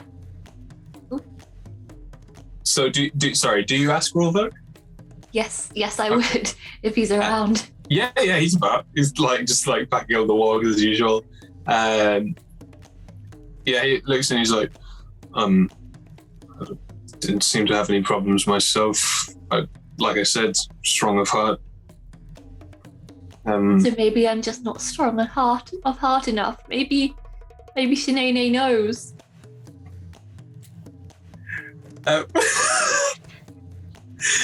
He doesn't laugh. He doesn't do that. That's just me. I mean, if it's really bothering you, I could try and learn how to remove curses. Yeah. I mean, I didn't even know it had a name.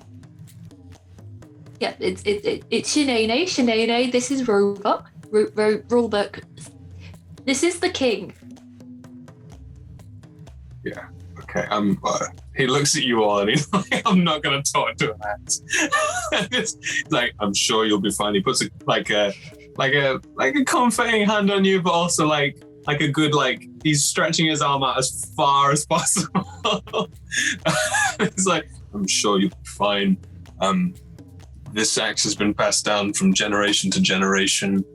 We've all, struggled to hold it sometimes and, had some, physical strength to do it, but nothing, none of us knew it had a name. That's what I'm trying to say.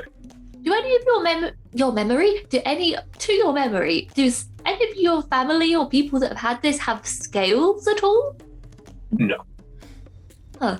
It must just be me. Okay, thank you for your help. I'll keep an eye on it and see how it goes. Okay. He goes back to these bags like, what have I done? Who am I with? Why have I done this?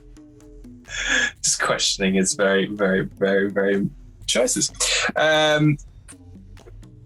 Malice, Evie, sorry, calling your character's name. Did you pick Lowe's, didn't you say, for today? Yes. What is it? Lowe's. Okay, let me roll. Ooh, that is high. There is another sandstorm that starts to whip up around you as you start to get ready for the day. Can we all roll flat rolls, survival checks for me, please? 18. Also 18. Nice. 17. Nice. 13. 13 and a 7 fail, unfortunately. So you do take a point of exhaustion today. Yes. Okay.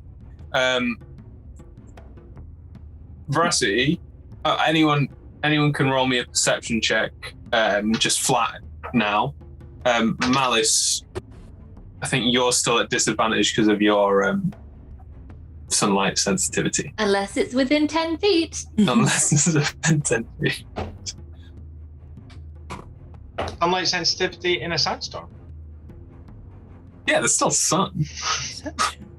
22. Light. It's blinking up all the sand granules. Luckily, I rolled an 18 and a 19. So 22, please. 24. 6.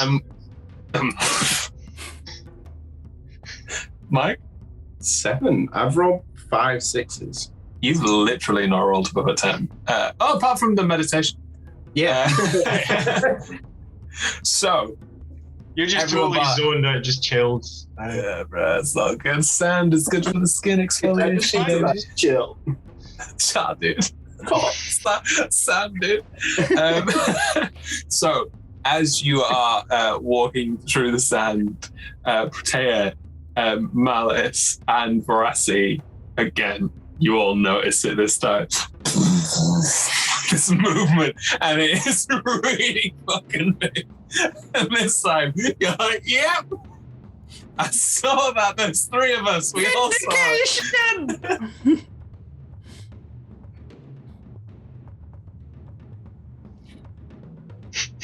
Are there any caves nearby? Make a survival check for caves.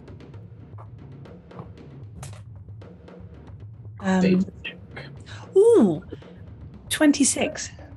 14. Anybody else? Rebecca got 26. Like I rolled an 19. 18. a 19. That's pretty good. Veracity and Vega, like between the two of you, managed to like track your way to like following the sand currents. I don't know how you'd find a cave in a sandstorm, but you fucking do it. You managed to find this this cave that gives you shelter to the storm and the purple worm. And as you set inside, it's just this dark cavern that seems to sort of go down quite a lot. How far down do you want to go? You can stay in the surface, you can explore. Is there a point where, say, the entrance would be 5 feet or narrower and then would widen out? So we could fit in, and then there's an entrance that's 5 feet or narrower. What do you say? You mean like it's big and then it goes small and then it goes big again? No, what I would really love there to be is a narrow entrance into a cave that then widens out, so there's space for all of us, and then I could cast Stone Shape across the entrance. Yeah, why not? That's pretty cool. I like that. So, yeah, you cast Stone Shape above this entrance, and yeah, you managed to close this yourself in. It is pitch black now, with inside, so everyone who doesn't have dark vision cannot see nothing. Like, I will conjure flame, so there is some light going on. It's just a cantrip. it's nice. Produce flame, that thing. Produce flame. That you know. Yeah, so you guys are inside this cavern. And can you all roll me initiative, please? Oh, come on! I knew it! I knew you wouldn't have let that go so easily. I don't know that. 18, please. Oh, wow, that's very, very nice. Give me uno second. Okay,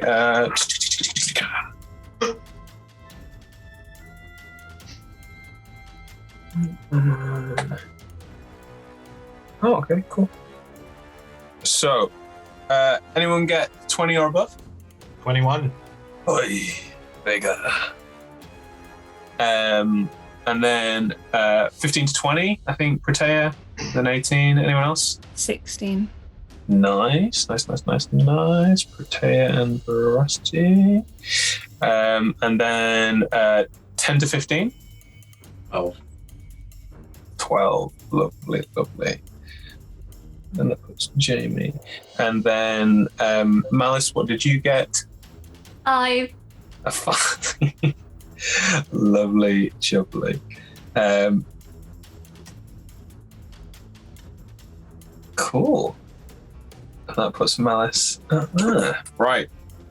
So, as Rassi lights up some fire in her hands, you sort of have this like moment of like, you know, calm, and then you can hear this as from the ground these like large creatures lit by Veracity's fire that have these like large spikes and these long fleshy necks covered in chitinous armor with these like hairs sort of like sprouting off of them, and these like big mouths with large like almost like tusks on either side scream through. 5 of them burst out of the ground. 5. Great. Cracking. That's fine. And then from the entrance of this tunnel, a large one. These are sort of like medium size, so about your side, but then one that's about like 10 foot tall comes out even bigger with larger spikes, smashes out. They all take attacks. I don't Straight know. away. Oh, it's a surprise round, isn't it? Bastards. I'm pretty sure I have another one. Yes, okay. There is I can't 5 be of you. surprised. Ah! Huzzah. So, that means you can act on this round then, Vega. And because you go first, Cool. But you can only take, because it's a surprise round, you can only take an action, essentially. Okay. Then my action is going to be using my brand new Ring of the Ram. Nice. So there's 5 of them, and then there's a bigger one behind that? Think of it as like all of them are coming out to attack you, and the bigger one's going for Lulvuk. Right. And how far away are they? They're like right next to you. They've come out the ground from underneath you. Cool. Then I will go for. I guess I'll go for the closest one. Yeah, the one next to you. Go for it. Yep. Let me just read this properly.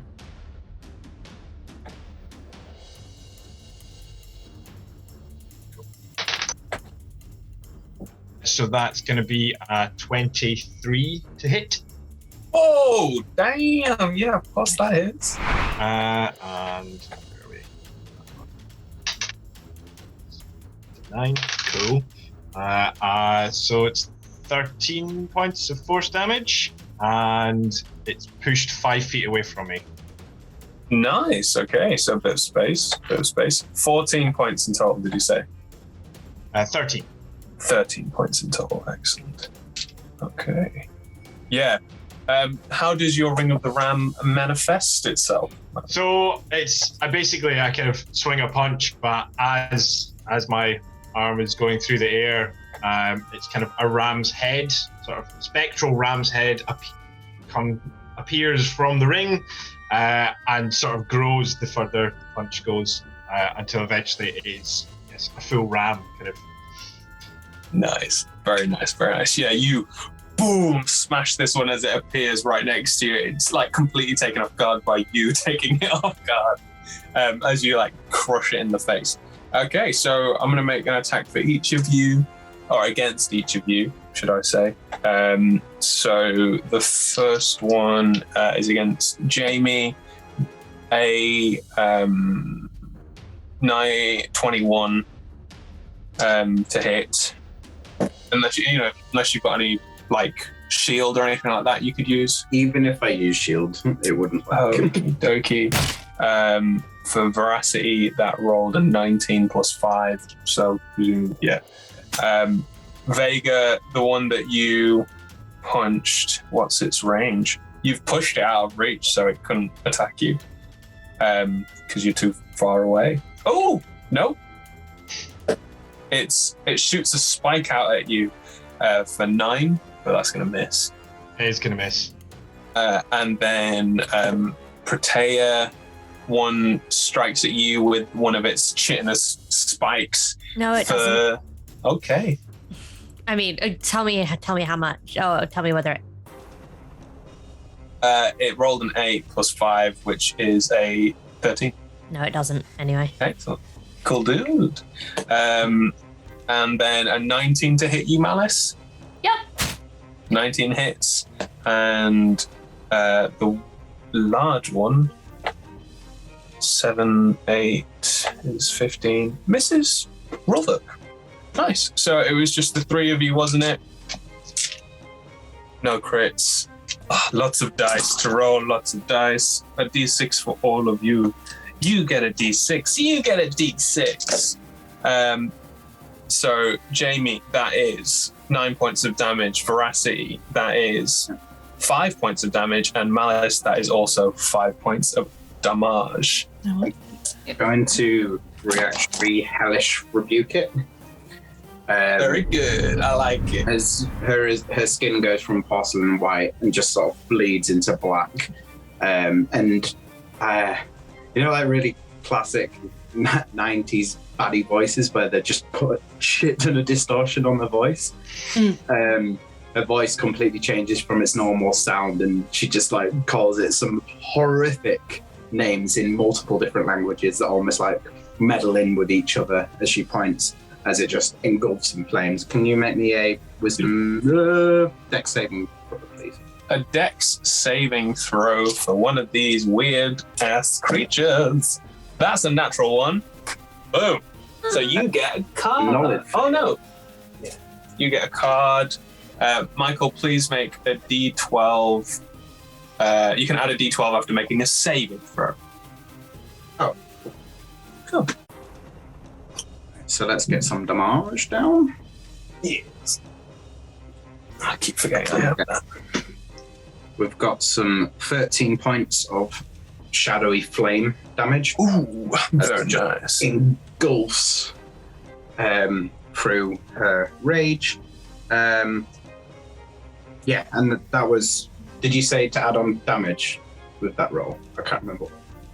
Saving throw. So it's a d12 to any saving throw. Yeah, this thing lets out this like horrid scream as you like insult it on fire. Beautiful. Yeah, amazing. So, Vega, that puts you at the top of the round now. Cool. Then I will. I'm going to use my water whip, elemental power. Do you have to make an attack roll for it? I think I do.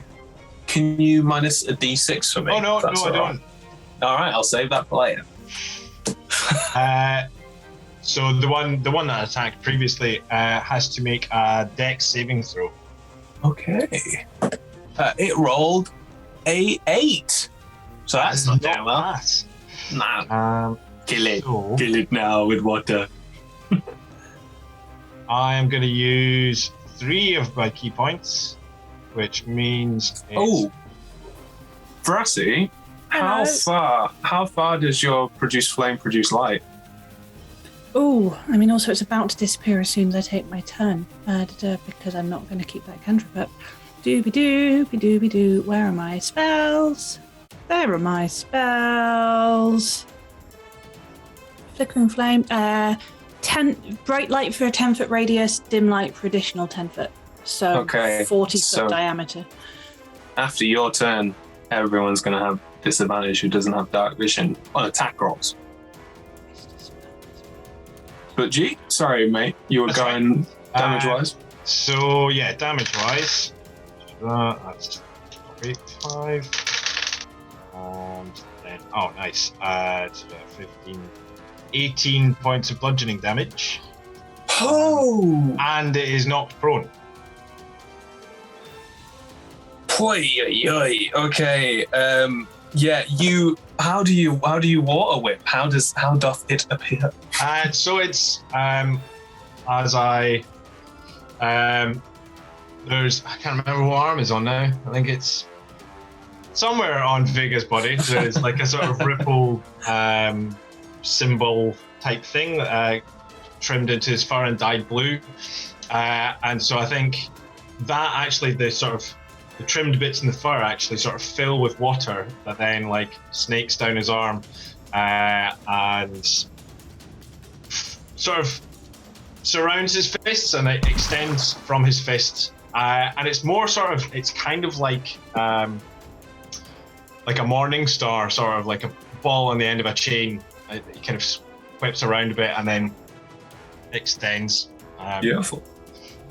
It's like a big lump of solid but still liquid water that hits it in the face and kind of splashes. But like a Morningstar would, it just like cracks off this like massive piece of chitinous armor, and you can just see like in the dim light blood spurt out from it, and it is like you've literally smashed its head in.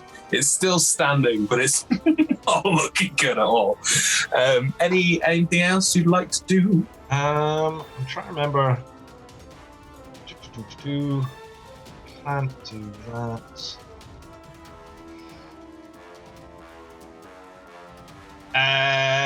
As a bonus, how many of them are within 10 feet of me? At least 3. Then I will do a daunting roar. They have to make a wisdom save. Nice. Weird creatures, not usually good at wisdom. Or are they? Ooh, who knows? I do. I want to tell you that. Wow. Okay. So,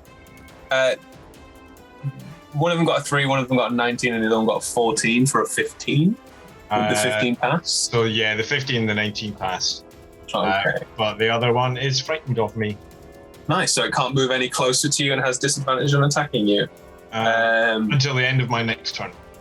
And I will say 1, 2, 3. So, okay. So that would put the one fighting Veracity is the one that is currently frightened of you. Okay. Nice. In that case, you can hear it yelp and look at you. I Like, haven't moved. I want to get. Can I get myself between it and Veracity? yeah, you can totally like, because the one that you've sort of punched out of the way is away from you, out of range. You can just sidestep in front of Veracity. Cool. I'll do that then. Nice. Beautiful. That's it. That's all your actions, right? Yep. Perfect. Thank you very much, G.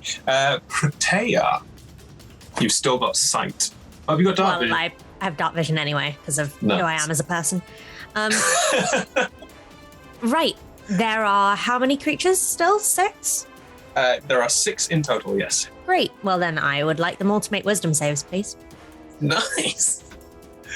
Okay. 1, 2, 3, 5. Is that right? That's 5, 6. Where are you? There you are. Okay. The big one rolled a wisdom saving throw, Yes, please. an 18. Okay. That beats, but keep going. Okay, first one rolls a 10. No. Second one rolls a 12. No. Third one rolls a 9, so that's another no. Oh, that's a no, and that's a no. All of the tiny ones that are currently fighting you all rolled Great. like literally below 10. Good job. So they're all slow. Their Beautiful. target speed is halved, -2 penalty to AC and dex saves. Can't use reactions. It can either use an action or a bonus, not both. Regardless of its abilities, I assume it doesn't have any magic items or want to cast any spells. Or does it? So Okay, well- -2 to it. I'm joking, it doesn't. -2 to AC And dex. and dex. Can't use reactions, and it can either action or bonus action, but it But not can't make more than one both. attack during its turn. Right, so it can't do that. Very, very, very, very, very good. Anything else? Yes. It needs to make a wisdom save at the end of each of its turns. That honestly, that's like such a game changer move for this fight. Just saying. Like, I'm reading the stats. That was a game changing move for this Thank you fight. very much. Any bonus actions, or I mean, not that you need to do anything now. Yeah. Well, I was thinking about it. Absolutely. Is there one in front of me? Yeah. Yeah, well, can it make a strength save from me, please? Okay. That is a 16 in total. Nope. Can it be moved 5 feet away from me? Yes, it can. Yeah, you. How? What is this? Your face step, isn't it? No. Oh, what's this? This is just telekinetic shove. Oh, away. Yeah, basically, Protea, the entire effect looks like a sort of golden green shimmery glow that settles into these purple worms. They are now purple and green and iridescent and very these beautiful. these aren't purple worms. What are they?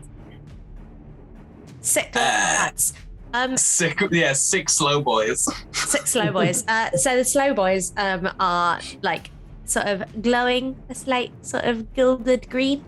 And then the one in front of me looks like it just coughed, I guess, is the equivalent, like a sort of like a cat with a hairball with the telekinetic shove, almost as if it came from inside.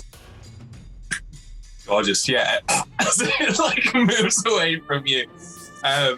Yeah, these are like horrible, like 6-legged creatures. Starship Troopers is the best way to describe these things.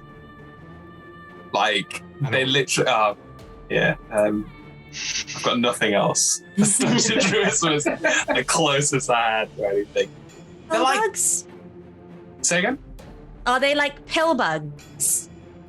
What's a pill bug? Like a praying mantis.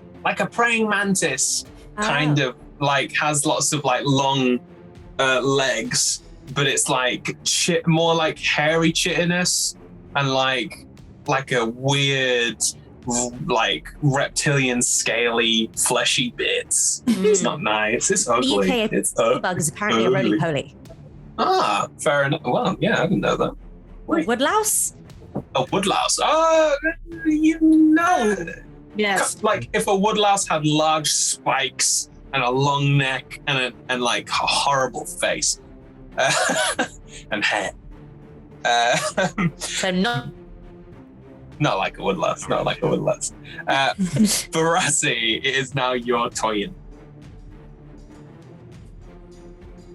Gonna do something cool and very self-controlled and not light them all on fire and control the battlefield instead. And then Protea did it for me, which means I can set them on fire. So I would like to cast Scorching Ray at 3rd level. Awesome. Can you make I want to. 1 with a d6 minus to an attack roll? Just 1. Why? Because I used my card. Oh. What It's did done my now. card? No, my card's useful. Okay, 1 with a d6 minus to an attack roll. Just 1. Okay, I'll do so that like the the first first one. one. First one, 18 plus 8 minus a d6, right? Yes. So if you Maths. roll a 2 or 18 less. plus 8 is 26. Oh, I rolled 1, yeah, you hit 25 to hit. it. Yeah, you hit it. Cool, so that's the first one. And then I'm right, just roll the other 3 at once. Which Or one do are want you? to do attack damage? Yeah, are you aiming for the one I that's want to target the most injured looking one. That's the one Vega punched in the face. Cool. I'll do them one at a time, then I can switch if it dies. And I think we've ruled that that's okay before, right? Yeah, I'm happy with that. Cool.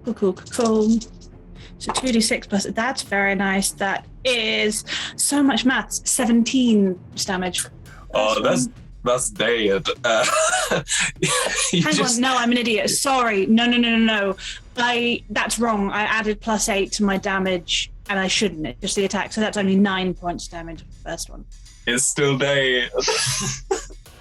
Yeah, boom, just like literally explode. As Vega like comes around you turn around, just fire off a fireball into its head, and it just explodes in a fiery mess. Yeah, roll for the next one. Beautiful.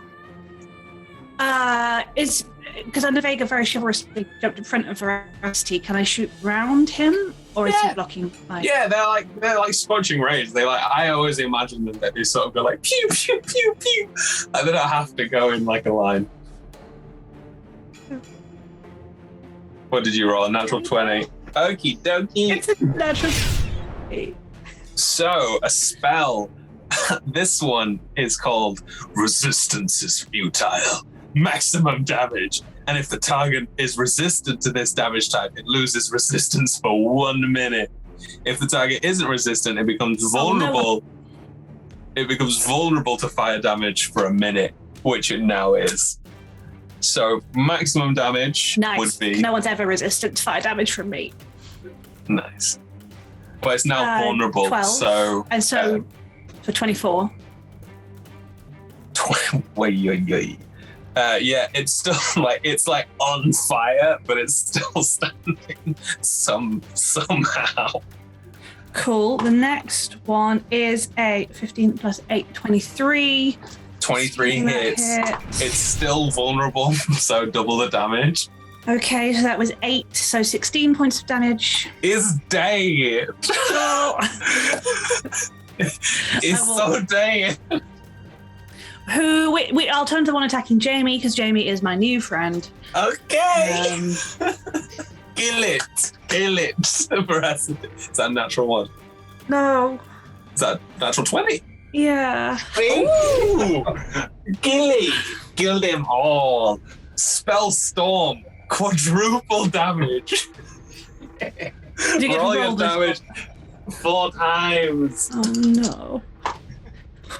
That was 9 on the die. So 36. Oh, roll 4 times. roll 4.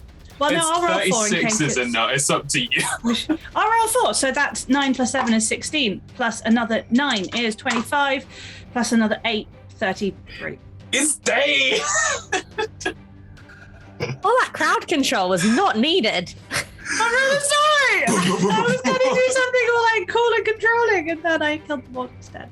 You know, sometimes the best way to control the situation is to kill everyone in the situation. How well ventilated is this cave? Do we need to worry about carbon monoxide? Maybe. As my bonus action, I would like to roll to see whether Veracity looks sheepish or triumphant. That's all I can do. Okay. I'm going to say Roll. triumphant is on the lower end and sheepish is on the higher. She looks sheepish. Oh, She looks a little embarrassed about just murdering 3 monsters. These are like, I have to say, out of all the things that Veracity might consider maybe, you know, worth talking to or having like, you know, some sort of pity for, these things came out of the ground to very clearly eat you, and they are horrifying. So Veracity is not embarrassed for the murdering. She's embarrassed for her party that she has wiped out. She feels that maybe she's showing off is the vibe. No worries. Jamie's feeling like the whole Zazoon issue is just not a problem. I'm just going to place you in front of a dragon and call the day done with the way you're performing. Okay. Can I don't know. I turned my head and look at Veracity. I don't know why you have that look on your face. You should never feel bad about protecting your friends. Thanks. Oh, Veracity seems to swell 3 sizes as some self-confidence takes over. And she As well done. As you say that, the sort of like flickering from Veracity's like explosion, because this is sort of like all happening at the same time. They're like hitting all these like monsters, they're all like exploding, and there's like fiery infernos. But there's sort of, like you say, the cave is kind of like swallowing up the fire and the flame itself because there's not enough oxygen to burn. And those who have dark vision see the large one like rear up. The rest of you hear it as it like screams this horrible like, and like leans down. And you all make dexterity saving throws for me, please.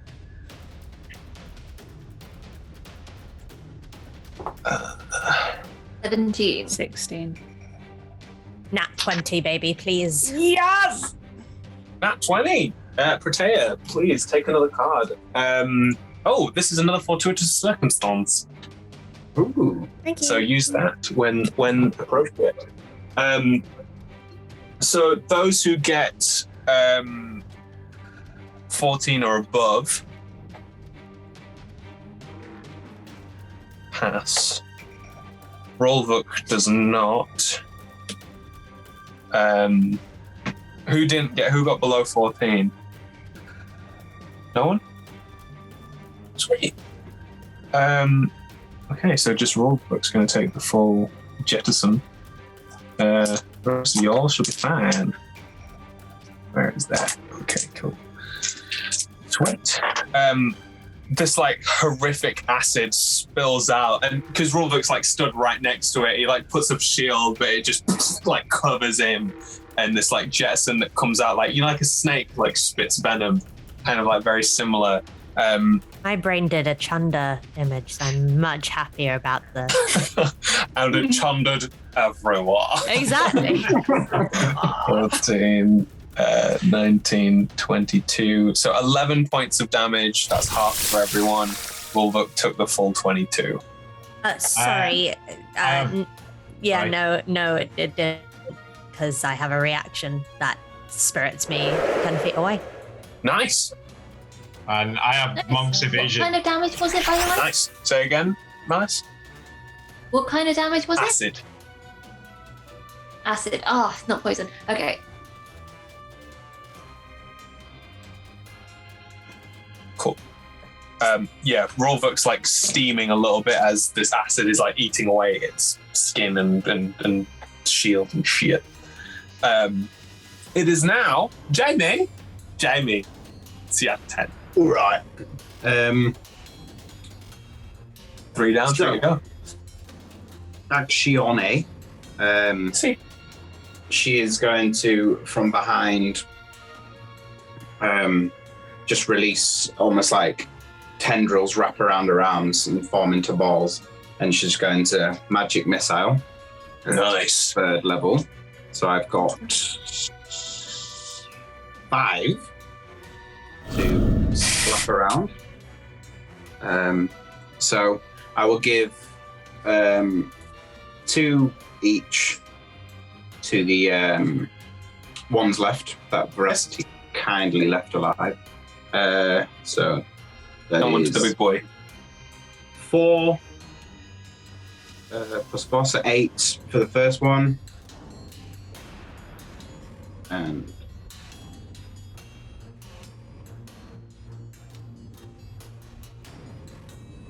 6 for the other one. And then Awesome. 1 for big Big one, boy. which is just 2 points damage. Yeah. And then I'm going to bonus action, quicken spell, and release 2 Eldritch Blasts at the Very nice. creature, the big one. Yes. So we've got a crit. Oh, okay. My Nice. first Eldritch Blast. Blast. Impact. Maximum double damage. Nice. So that's 20, 30. On the big one, right? No, 40, sorry. Yeah, it's 2d 40. Yeah. double. So. So 40 On the points big of one. damage. Ay, ay, ay. And then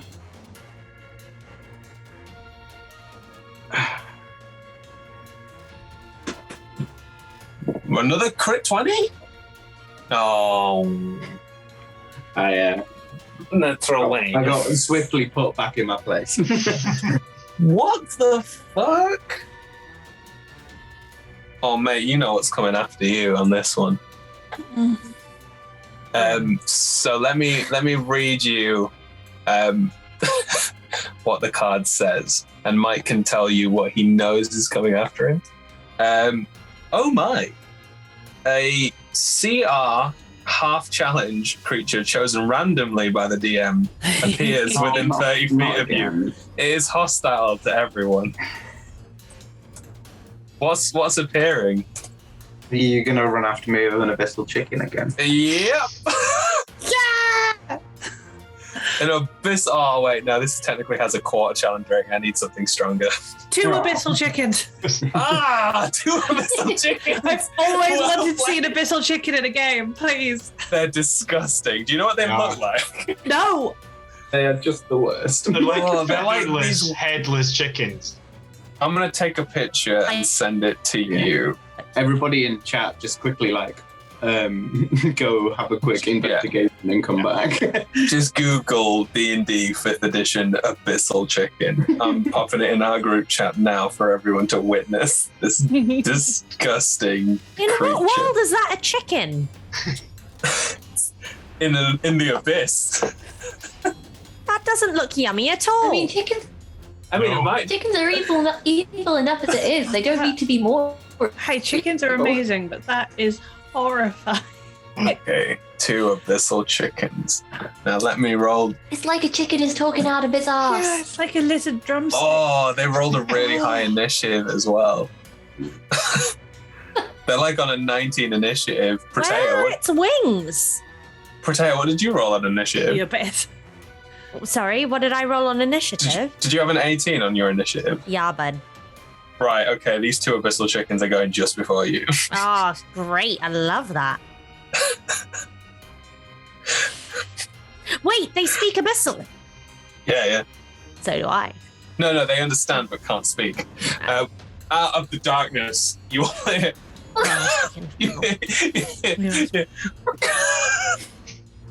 Sorry, you all hear. Yeah? What do we hear, Niall? What do we hear?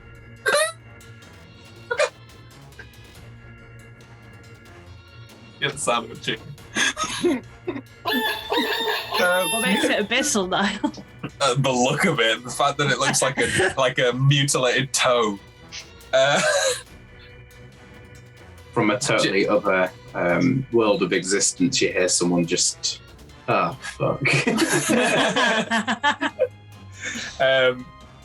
Jamie, any extra Eldritch Splash you got, or is that it? No, that was it. But I did make a mistake. It's only 1d10 per bolt, not 2d10. I added them together, so it was only 20 damage, not 40. But can you make a charisma saving throw, Okay. please, for the big one? Okay. Okay. You're going to say for the chickens. You should have aimed for the chickens. That's what's going to kill you. This big thing's nothing. I'm just stupid. Well, I famously have just ignored them and pretended they're not in the game, so You they have. couldn't get me. We're past your second game, and you're not dead Yes, yet. we So successfully got past, so I'm gonna keep throwing bits of chickens at you. 8. 8. That is a fail, so That is a something particularly special starts to happen as Jamie almost looks like she's in pain, as you can see like parts almost like in squares of her skin just start to rip off and start like placing themselves in different points in a like jagged circle as this void rips open. And these horrible slimy tentacles start to crawl and rip out and just slam into the big creature. Awesome. So how much damage does this thing do? 15 points of damage. Oy, oy, oy, oy. Okay. It flaps them.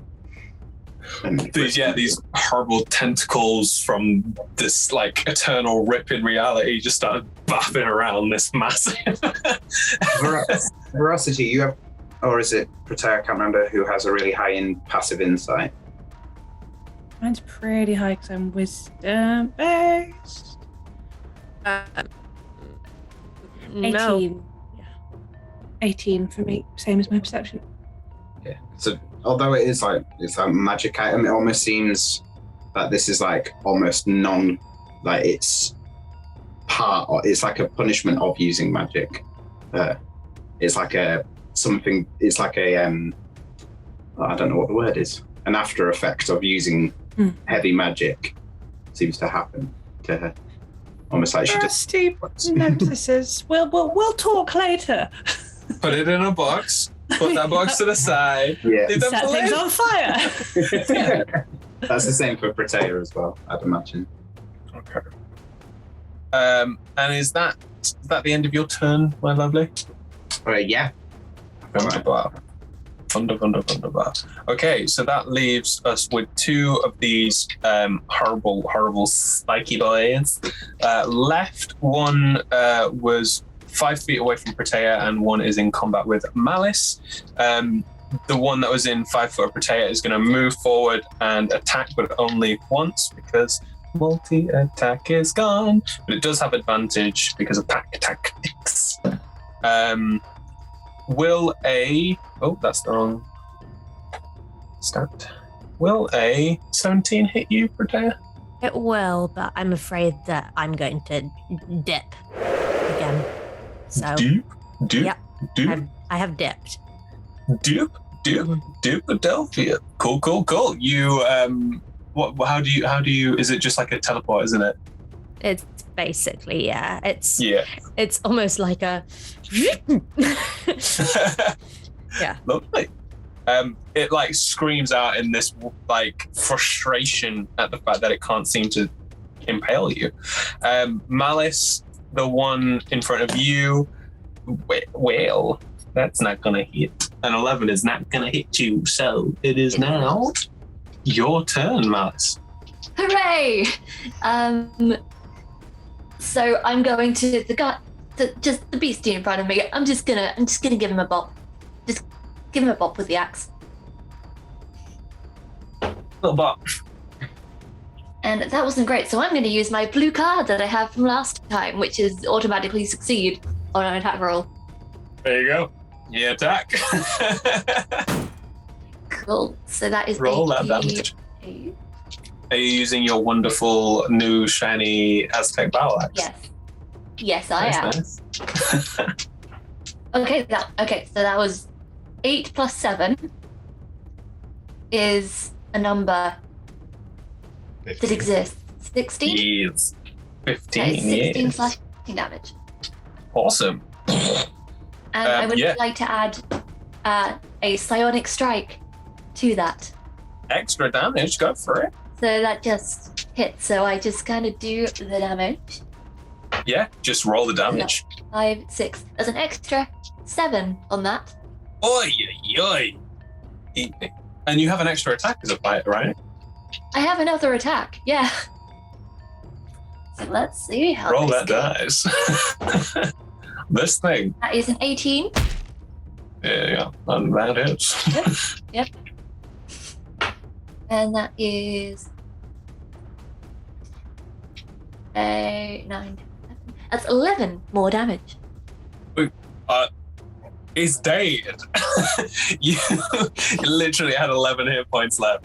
You take this massive. Oh, how do you kill it? Go on, Evie. I just kind of, I'm a bit slower to react than my colleagues around me. I just look around, see everything on fire, see tentacles everywhere. So I just kind of shake a little bit, go, ah, and just kind of go to town with 2 hacks, kind of bisecting it. Nice. You hack into the side of it, like you can see. You also see this like purple. Like, is it purple? The telekinetic strike. Yeah, it's purple, kind of like the refractions of water, Oh, but beautiful. purple and in the air. Nice. You see that like happen, and then like the thing like screams out, and you like scream out again, and just like bisect it in half. As this like as his back hind is moving and its front hind is moving, and it stops, and Master's just like in the middle, like screaming. Any extra things you'd like to do? I would like to wipe viscera off my face. Still screaming, of course, like Just do, and just kind of take a moment to take stock. And yeah. Sounds fair. So only one of these little things left. The big one is still standing. It is Rulebook's turn next. He's just gonna attack.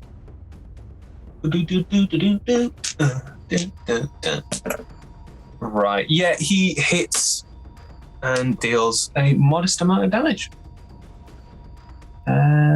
Presumably, if I can find my D8s. Yeah, that's some nice. Yeah. Just steady away. Chip it away.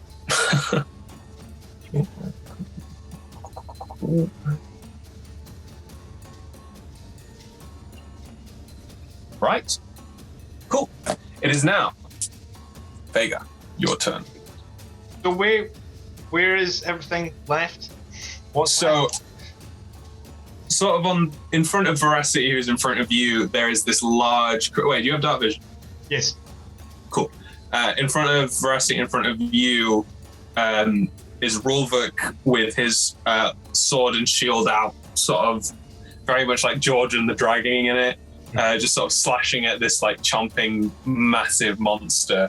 And then to the right of you is the rest of the gang, pretty much beating on the rest of these monsters. Jamie like holding out this tentacle port, slapping this big one around. Protea like dipping in and out of this one attacking her, and Malice just like screaming over a bisected corpse.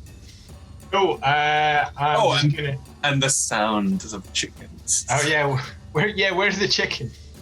They're like coming up on Jamie from behind the large thing. You can see them looking that way. Cool. I'm just gonna run and take probably as many attacks as I can at the large one. Yeah, go for it. Go for it. Spear. So, oh god, the first one's a 10. No. No. Oh wait, I have a thing. I'm gonna use my other card. What's Add the a card? D8. Not worth it. Good. No. Not Right for a then. 10. Unless anybody else can help you out. No. Nope, fine. Well, then I'll just take another attack. Nope, not fell off the desk. That is that's a 16. Doesn't hit, but the D8 will help. I'll do that. So that's 17, and I'm going to use some key points. Where's the thing? That sigh said everything. Where is it? Focused aim. I am going to use 2 key points. So I rolled with the D8, put it up to a 17, and with 2 key points, I will make it a 21 to hit. That hits. Which I'd like to say that in game, you punched it, you hit the armor, and then you punched it again, and you felt the armor again. But you've heard of the 1-inch punch, right? You just see Vega do a 0-inch punch, like his fist is already touching it, and it just breaks through the chitinous armor. And you see that move, and you see that bang. So do that. Cool. Roll so, damage. The actual damage. Are you kidding? Right, yeah, it was not good. It was not good. What did you roll? I rolled a 1, so the damage is 5. Hey, 5 points of damage is better than no points of damage. So said Confucius when he was playing D&D. That was in my philosophy book. What? But I'm going to spend another key point. It needs to make I imagine it's probably quite good at this, but it needs to make a con saving throw. Oh, are you going to stunning strike it, sir? Yeah? Yeah, that's Oh, mate! It rolled an 11. Yes, it fails. So it is stunned until the end of my next turn. It. Worth the 5 points. You literally, I can see that as well. Like stunning it. It's just like, as it's like totally winded as you've literally shoved your hand through his shit in his armor into like a kidney somewhere. You've literally kidney punched it. Is that it? Any extra actions you'd like to do? I think there's not really much I can do as bonus actions. Flurry of blows, I think. Oh yeah. So yes, I couldn't do that. I couldn't do it previously because I hadn't attacked. I'd use a thing. So yeah, I will flurry of blows. Make 2 more attacks. Beat the crap out of this stunned. I think because it's stunned, you have advantage. Do you not? Yeah, Give me you a do. second. Oh, Yeah. sweet. Yeah, Great, thankfully, go for actually, because that means that one that I rolled just rolled doesn't count. So one of them is only a 14. Oi, 14 misses. Oh my god! 4 rolls. I got a 7, a 3, a 2, and a 1. Oh. So the 14 was from the 7, so a 10 from the second flurry of blows. You like crack through the other, and as it moves off of your fist, and you're like swinging at it and kicking at it, but you just can't seem to like land anything in the hole that you've made. Great move though, you've stunned it, and that's gonna give everyone advantage.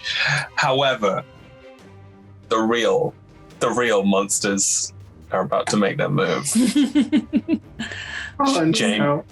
Jamie, from the darkness, you hear it. And you are in about. I've elected to ignore the presence of the chickens. One of them is a dirty 20. I will shield. Does it shield the dirty 20? Yeah.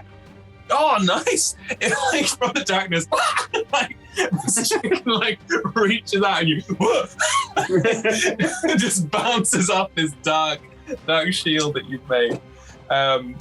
Once again, mate, it's got 22 teeth. No, it powers through the shield. Another one The shield's from up. the darkness breaks through the shield and its mouth bites onto your hand as you held that up to cast the shield. It bites onto your hand and deals 4 points of damage. 2.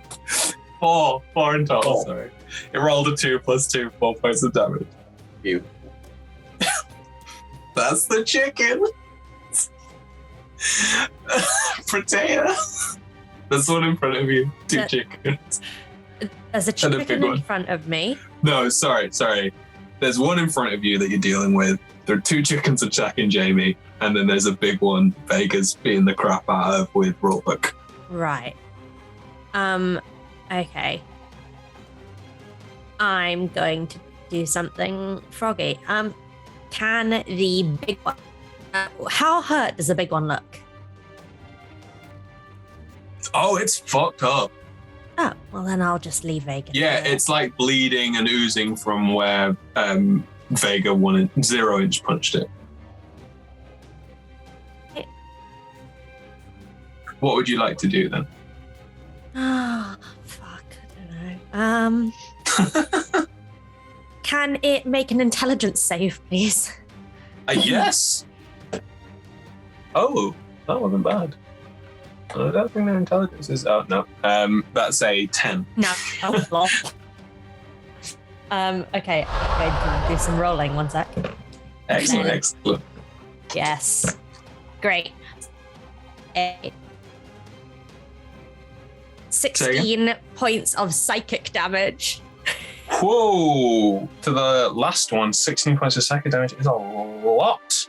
Yeah, Um, and it can't take a reaction until the end of its next turn.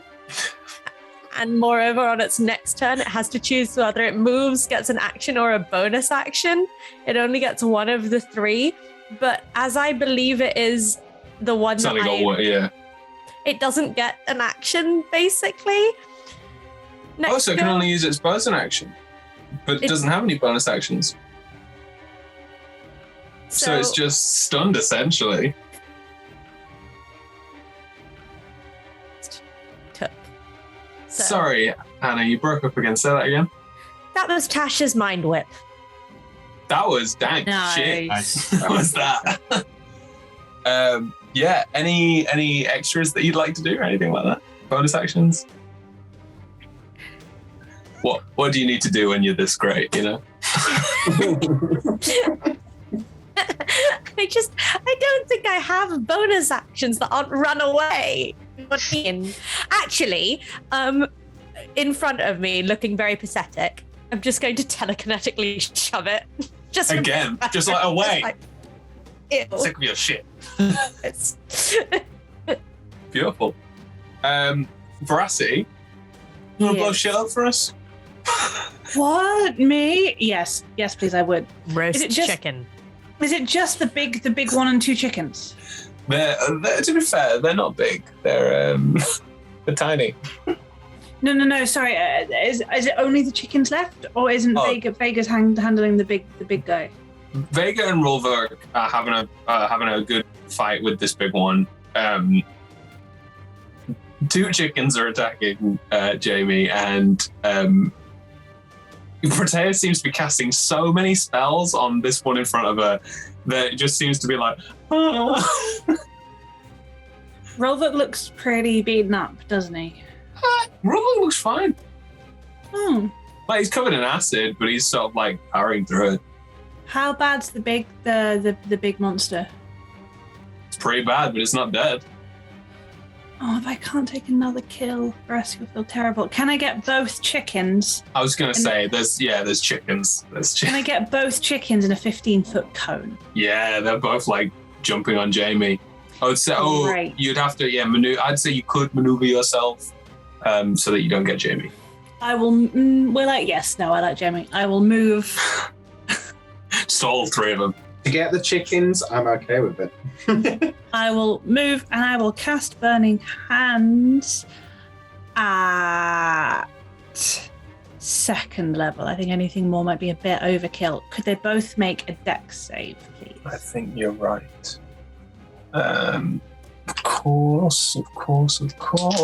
Oh, I'm pretty sure they have like.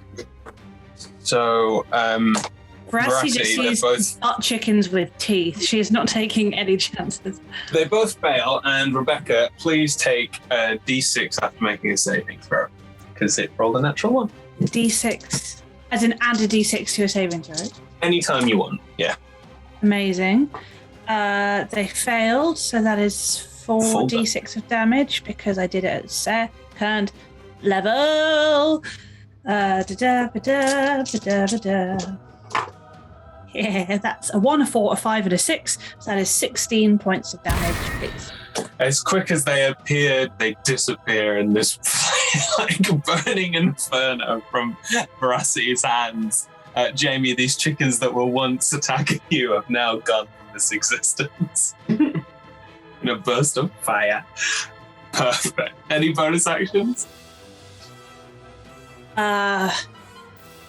I mean, there's nothing I can do, so my bonus action will be to go to Jamie and be like, they were butt chickens with teeth? Yeah, did you see where they came from? No! Oh, God. Ah! That's my bonus. Oh, they would have come from the portal that you ripped open. Yes, I did see where they came from. We're going to talk.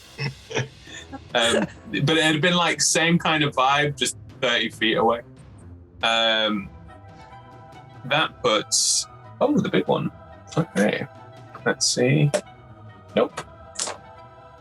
It is going to do nothing because it's stunned. Totally forgot about that. Well played. Well played. Jamie, it's your turn.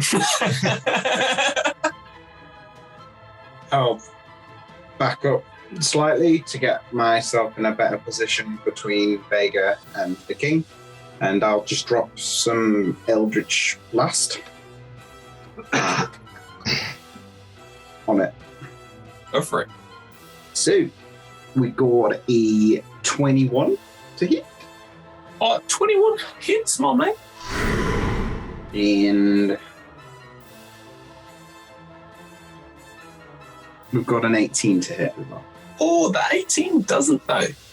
Oh, It's surprise! a big boy. Big boy shitness boy. So that is 4 points of force damage. Was that your Beautiful. James Acaster impression? No, James Acaster goes a bit more like 4 points of bludgeoning damage. Oh, I love a bit of bludgeoning damage. My favourite thing. Couldn't believe it. Only 4 points. What am I rolling D10s? Sorry. So 4 points of force damage. And yeah, I don't think I'm gonna blast any. You still got your tentacles, aren't you? No, that's only when I use a meta magic. Ah, right. Beautiful. Wow, chef's kiss turn. Protea, this creature like moves forward towards you really slowly. And I pat it.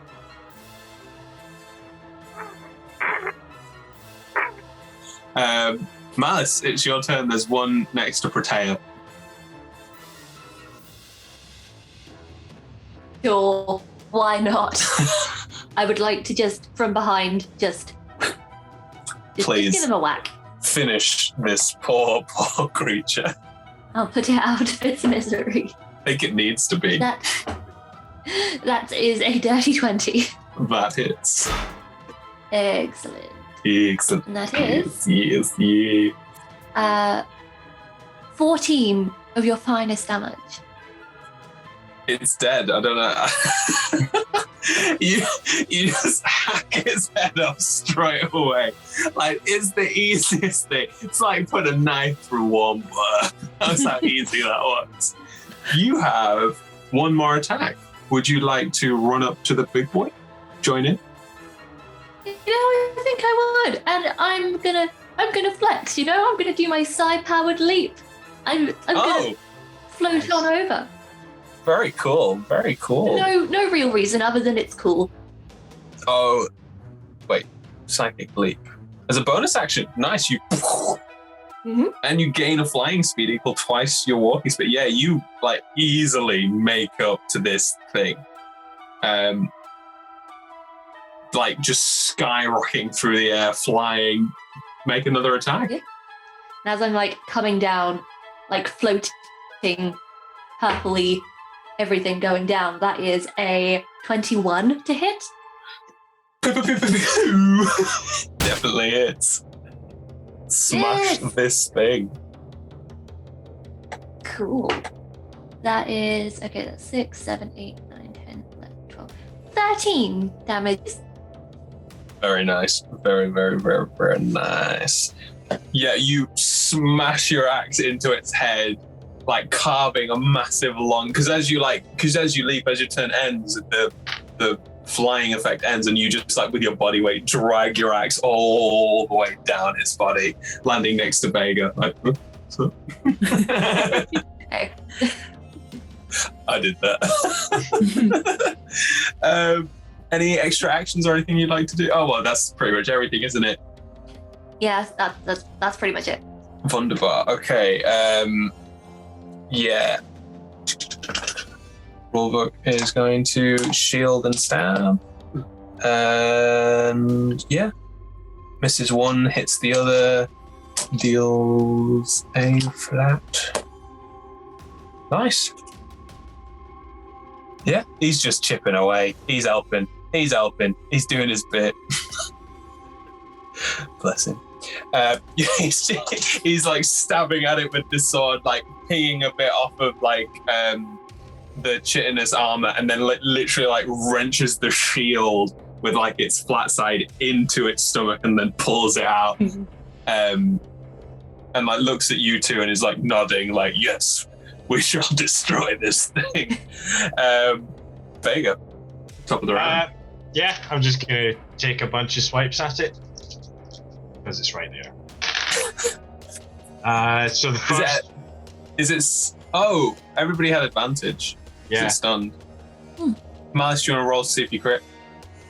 Yep, let's see. And then Vega, roll looks not important. Just you roll. Is that a nat 20? Yeah, it is. Vega, you might not have a turn, I'll be honest with you. Nope, I don't think you will. What was your damage again? 18? 13, I think. 13. Well, forearm blow would have given you quadruple damage. So as Malice like comes down with this axe, it is literally like bisecting this thing again, like lodged it straight into his head, like pushed right down his neck with the weight of you just open it up. Sorry, G. all right. I mean, technically, this was all you're doing. You did a, you know what I mean? Power move, stunning blow. Stunning strike, sorry. And yeah, congratulations. Y'all killed everything. I pressed to digitate.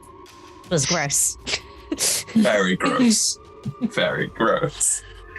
Beautiful. Yeah, the day passes quite uneventfully as you've been trapped inside this cave via Veracity's stone shape. Would you like to open it back up again so that you can see when like daytime, nighttime? Daytime? So I have one 4th level spell slot left. If I open it, I can't shut it again if there's a worm going like right outside. Could long rest in here and open it. Totally fine. So I do to do that, I still have some spell slots. So what is to pop out and see what's going on? That's actually You have That's stone a sh- shape. No, but I have teleporty things. Of course you do. Amazing. Don't you also have Lehman's tiny hut? I do. So you could actually open it, cast Lehman's tiny hut. You'd see outside it, couldn't see inside. Great. So I'm going to do that then. And at the end of 10 minutes, I will stone shape and open it up. Sweet. Nice. The day is ending, but the coast is clear. No purple worms outside from what you can see. Love it. Lovely jubbly. Okie dokie. Last day of travel before you should arrive is the next day. Can we all, who wants to take the last one? Highs or lows? Eyes. Highs. Gia Sandstorm picks up the next day. Come on! Can you all make flat survival checks, please, for me? 16, please. Oh, pass. 26. 16. Pass. 10. Oh, that fails. So, G, you have a point of exhaustion this round. Jamie? What did you roll? Oh, 9. Sorry. It was just a 9. So, a point of exhaustion. As you are all like making your way through the sandstorm again, the wargs like slowly walking, it is hard for them to get through.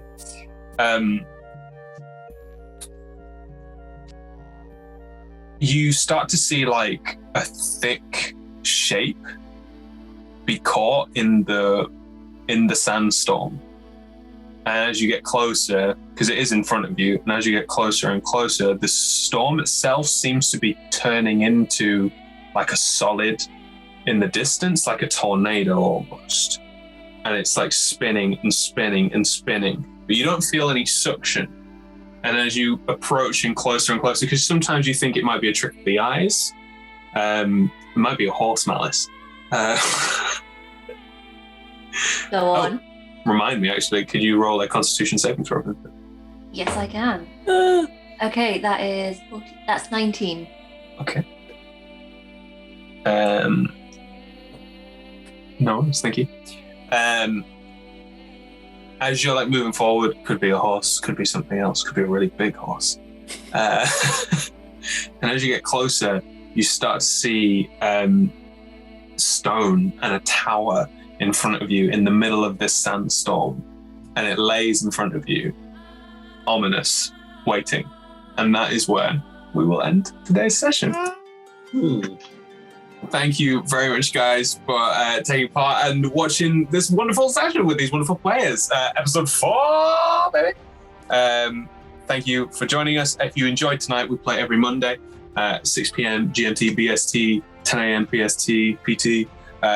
There's also other shows and talks together on Saturday, which is at the same time, where we interview our players, DMs, and other TTT RPGs. I think most people here have done an interview, haven't they? But Mike, we'll need to get you on soon.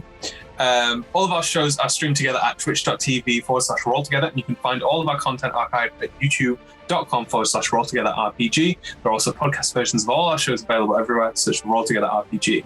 Massive thank you for our D20 club on Patreon. There will be a link in chat now, so do join them. Every bit helps. Join the Dice Heads, and thank you very much for helping us make these wonderful shows. Big thanks again to our sponsors, Hero Forge, Ultra Pro, and Elderwood Academy, and our supporters, D&D Beyond, Other Champions of the Forgotten Realms, Warriors of Waterdeep, and Level Up Dice. And don't forget, we're all over social media as Roll Together RPG. Thank you for watching, and see you soon.